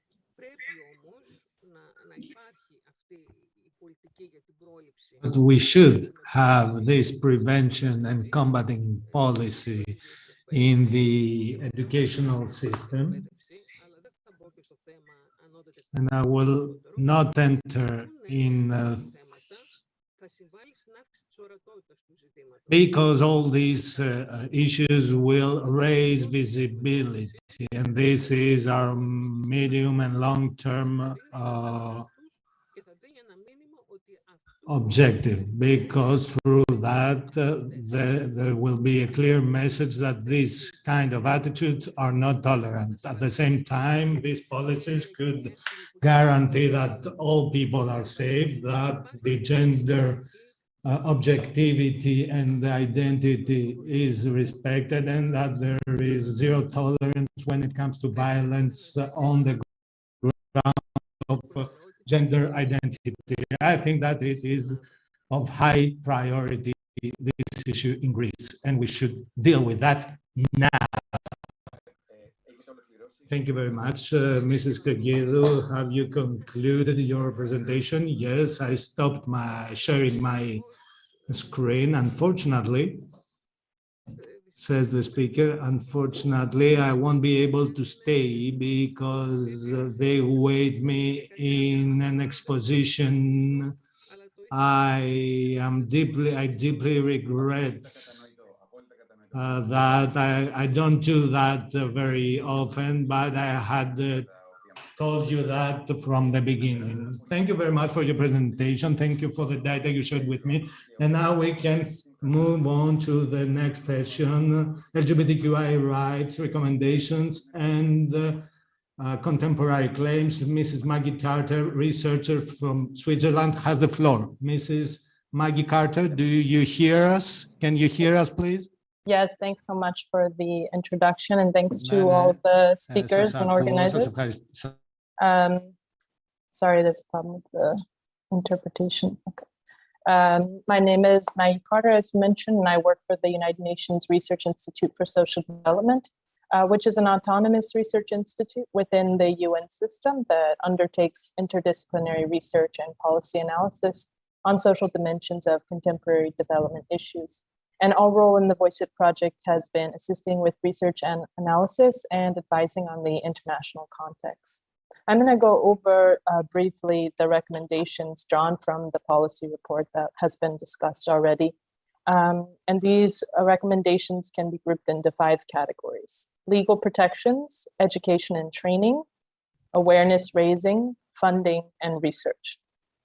So certainly a key objective is that LGBTQI plus rights and protections are enshrined in law, and protections for LGBTQI plus persons should be integrated into national legal frameworks in order to prevent all forms of discrimination and hate speech and provide recourse for those who experience it.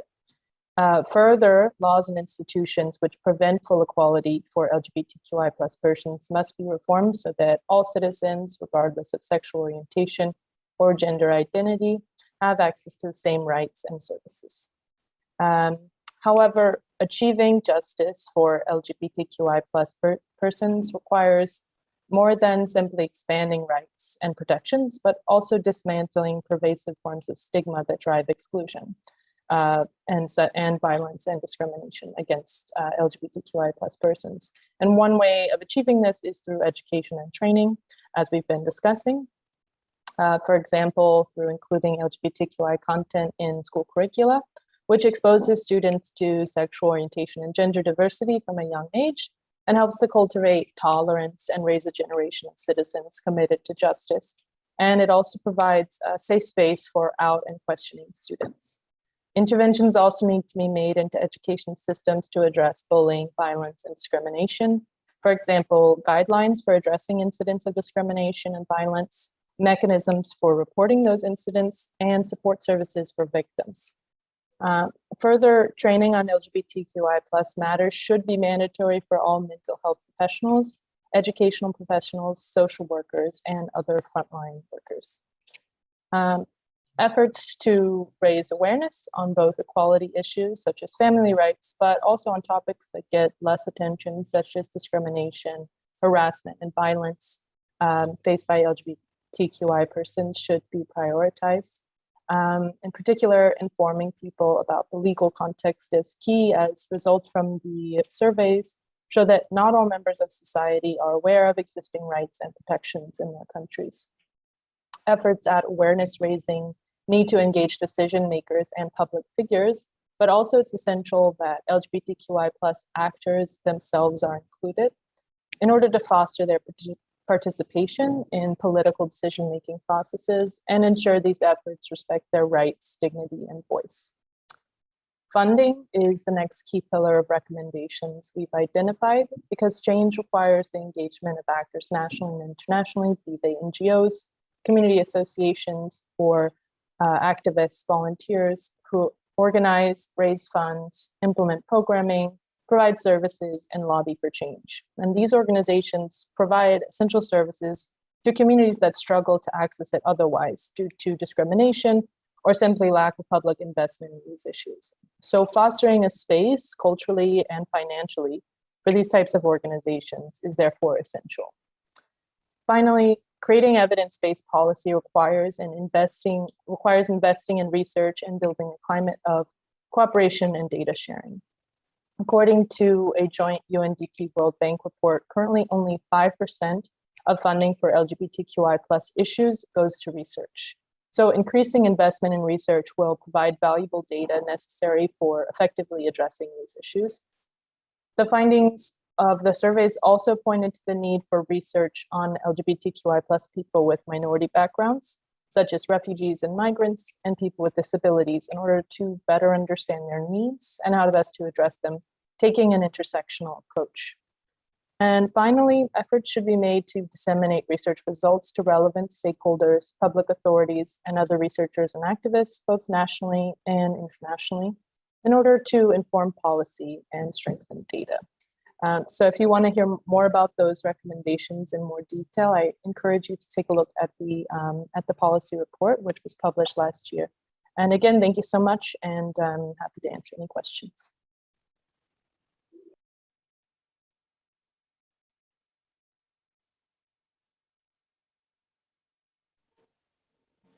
Πολύ ωραία, ευχαριστούμε.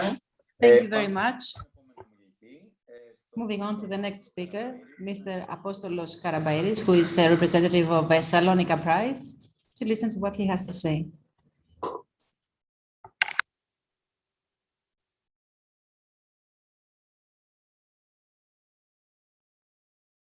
Μας ακούει ο κύριος Καραμπαΐρης? Can you hear us, Mr. Karabairis?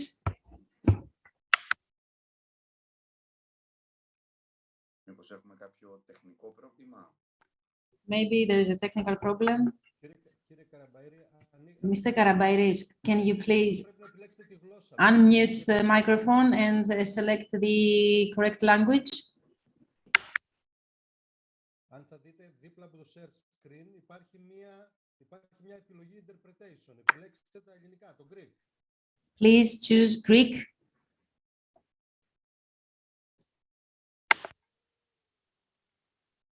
Μήπως είναι κλειστό το μικρόφωνο σας?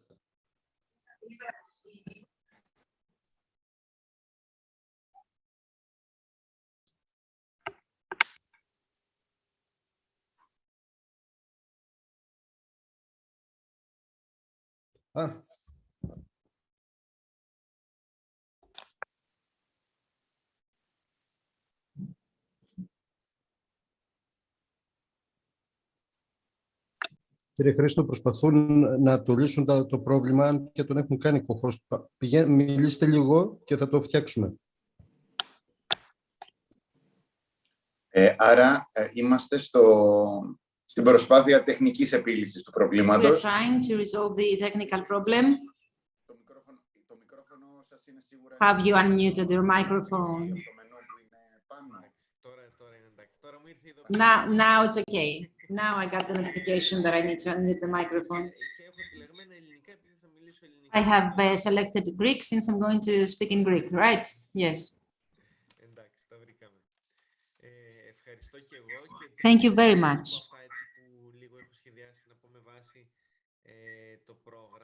Before I say a few words about the program, I would like to say that I'm very excited about your project. These are projects that we need, all of us who are involved in these issues, because research and documentation are not the expected ones, and we desperately need this data. So congratulations again on your project, and I hope that in the future you will include us in your projects. Now, with regard to what I wanted to say,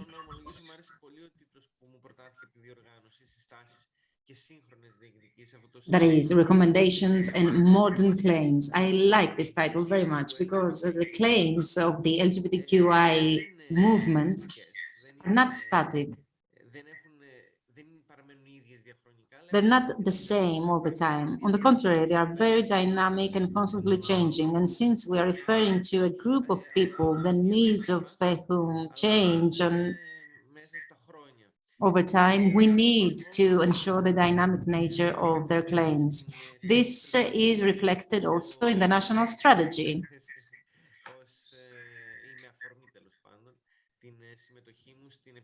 And I'm here today in order to talk about the national strategy, since I have been a member of the committee that drafted the national strategy on the equality of the rights of LGBTQI individuals. In the strategy, we state that what we want to achieve has to be achieved within the coming 5 years. In other words, we have set a time schedule that reflects the current needs Of course, we, as representatives of the different organizations, we would like to have other parameters included. So the point is that this strategy has been the result of a consensus. Something that I observed is that we make no reference to individuals of a non-binary gender.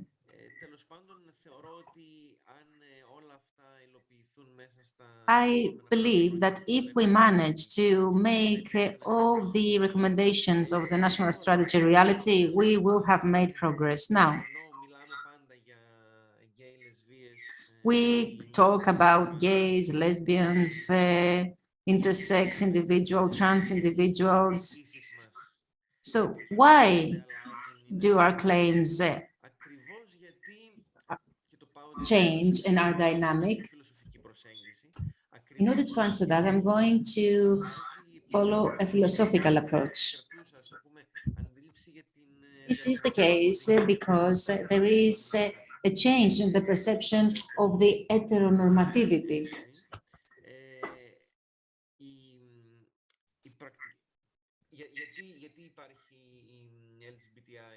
Why is there the LGBTQI phobia? This phobia exists because society has set some very specific roles on the basis of the perceived gender. So anything that does not fall into this role is to be marginalized. That is why we want to make sure that the LGBTQI movement is close to the feminist movement and to the destigmatization of the sex workers, because we are always trying to avoid the external imposition of roles regarding our gender. I would like to give you some examples of claims that have changed. For example, in the beginning, we were talking about tolerance. That was the term. We wanted a tolerant society. Now we have started talking about acceptance, because there have been some changes in society, in the political life, and it's better to talk about acceptance. Moreover, gay, in the past, we were saying gay pride, whereas now we want to use a more inclusive term, the LGBTQI+. And you know that we tend to add letters because we want to reflect the needs of meeting the claims of the community on the basis, of course, of the current state of affairs. Then we talked about the marriage and the family law. In most of the countries of the world, people are still fighting to ensure the right to marriage for LGBTQI individuals. And now we have started talking about the non-binary, non-gender binary.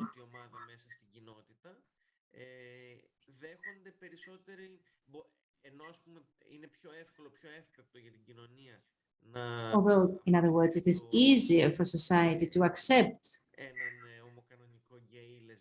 a gay or a lesbian individual, the individuals that have a fluid identity of gender face more difficulties. So that is why our claims include these individuals as well. Moreover, the claims change because of innovation, because of the medical evolution and progress, for example. And I would like to state the case of HIV. In the past, as a community, we wanted to separate the illness from homosexuality. we didn't know much about the HIV. That's why that was our claim. Now, we once again make the connection because the problem with regard to HIV is not mortality, but the stigma. And since our community, and generally speaking, men having sex with men, has suffered a lot because of that, we have made the connection again. And thanks to medical evolution, we have now included in the agenda the provision of certain equipment and medications. For example, the doctors have realized that the pandemic may be eradicated if the vulnerable groups of the population, or better, the individuals that belong to vulnerable groups, get what they need, get the PrEP. So there is this international claim for the provision of PrEP to all men having sex with men. Not only to these men, provision of PrEP to sex workers, to individuals that are taking drugs intravenously.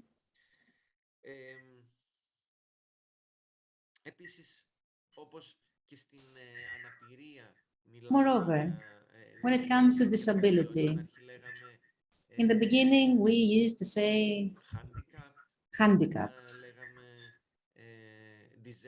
Then we changed it into disabled. Now we say people with disabilities. You can see that things are changing, and some things that were considered to be acceptable and accepted in the past are now left aside and are replaced by more modern terms. Another example, in the beginning, we used to talk about change of sex. Now we tend to say redefinition of identity.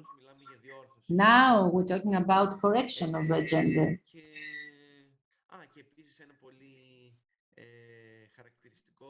And something else that is very telling. The LGBTQI movement started as a movement of sexual liberation, but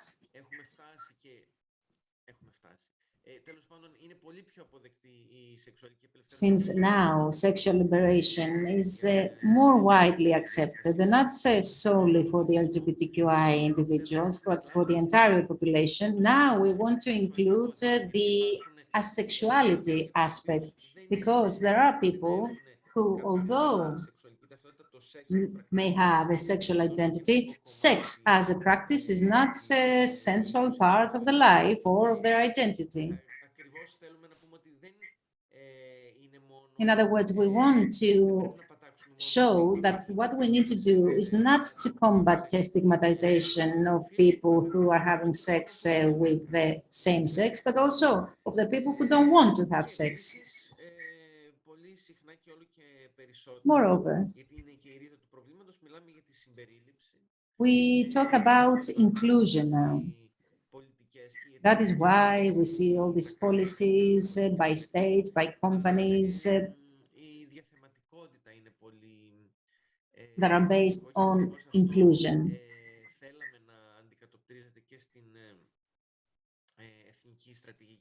We wanted all these things to be reflected in the national strategy, but also in the pride that we organize every year. We want to show, and this is, by the way, a practice that can be observed lately. We wanted to show, I repeat, that it is more accepted now, at least for a part of our community, to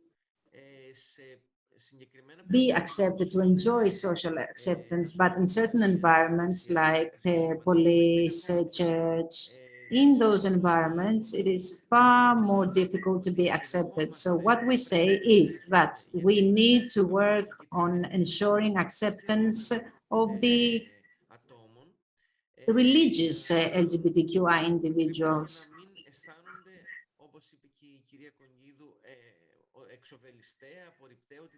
so as to combat the marginalization of which they suffer. And at this point, I would like to mention something that is connected to what Mr. Giatromanolakis said about political correctness and what LGBTQI community is and how it is perceived to be as a left movement. What we want to show as a movement is that this is a stereotype, that it's political correctness that is not sound, because our community, just like any other community, is different, is diverse. Obviously, we don't think or believe that all LGBTQI individuals are individuals that never change and are monolithic. On the contrary, we want to show that what we need is to be accepted regardless of our identity. Just as we want to be accepted on the basis of our sexual identity, so we want to be accepted regardless of any other identity. Now, intersectionality. In the context of intersectionality, there is a need to support individuals who are suffering a dual discrimination. For example, there may be LGBTQ individuals and refugees at the same time, or asylum seekers.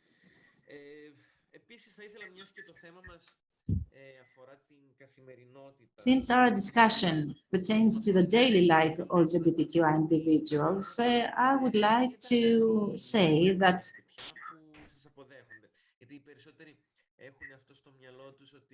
there are still several issues that LGBTQI individuals face in the daily life.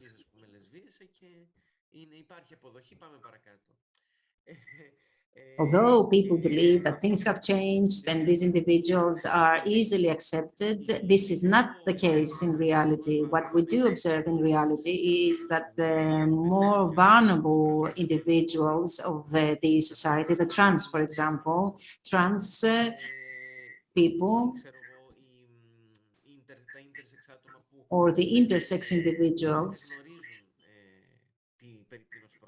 And by the way, very few people know what intersex means.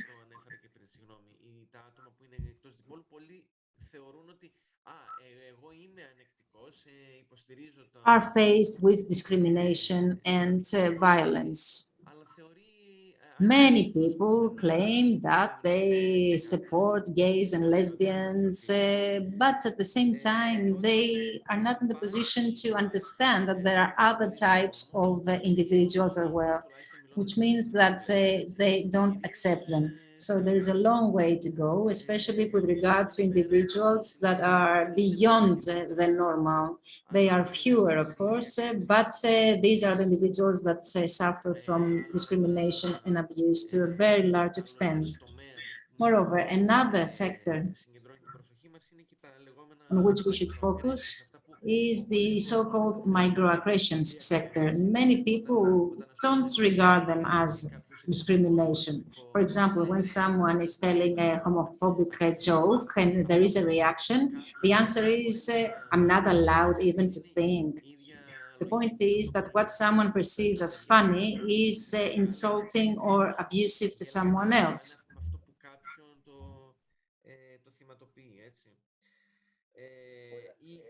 Could you please wrap up, Mr. Karabairis? We don't have time. Okay. I wanted to say some more things, but maybe we can touch upon them during the discussion. For example, many people say, I know what you need. Politicians say, we know what you need, but this is not true. So as recommendation, I would make the following. And this is a recommendation to all interested parties. So my recommendation is to listen to the claims of the different groups of our community. Not to be negative, not to be know-it-alls. No, we don't know what discrimination may be for someone. We need to accept that. We need to listen to what they have to say. Obviously, none of us is perfect, but when someone talks about a case of abuse or discrimination, it's better for us to listen to what they have to say, to correct mistakes of the past and to apologize. Another parameter I would like to mention is the intersectionality parameter and the connection with other movements. If we want to fight discriminations, we need to focus on their roots. We cannot be against LGBTQI discriminations, but have no problem with racial discrimination. That is why in the Thessaloniki Pride, we are trying to be a green festival. We do not use plastic, we do not use many posters, we don't use anything that is environmentally damaging. We want to have a festival that is accessible to people with disabilities and to minorities.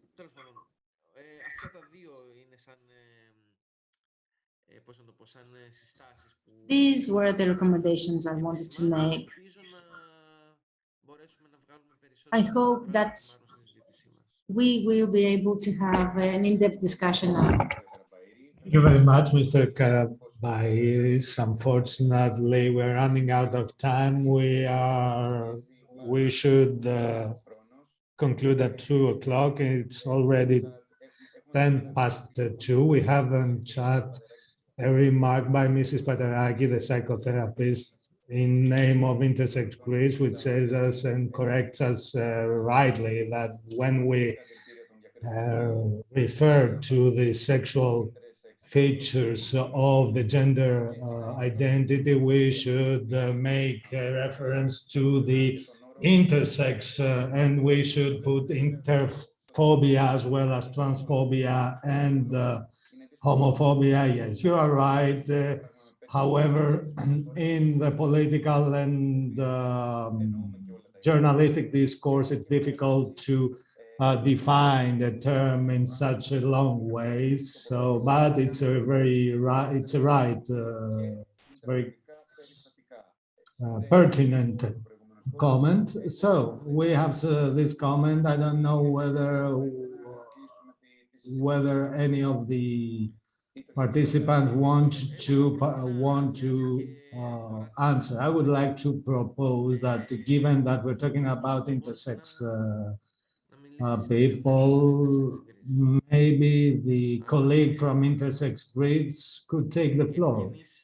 Should she wish to do that? Because we, in our organization, we have no openly intersex individual, and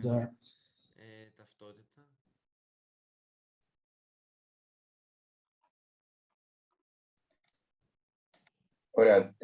Δεν βλέπω όμως κάποια άλλη δυνατότητα τώρα για προφορική ερώτηση. There's no other possibility for verbal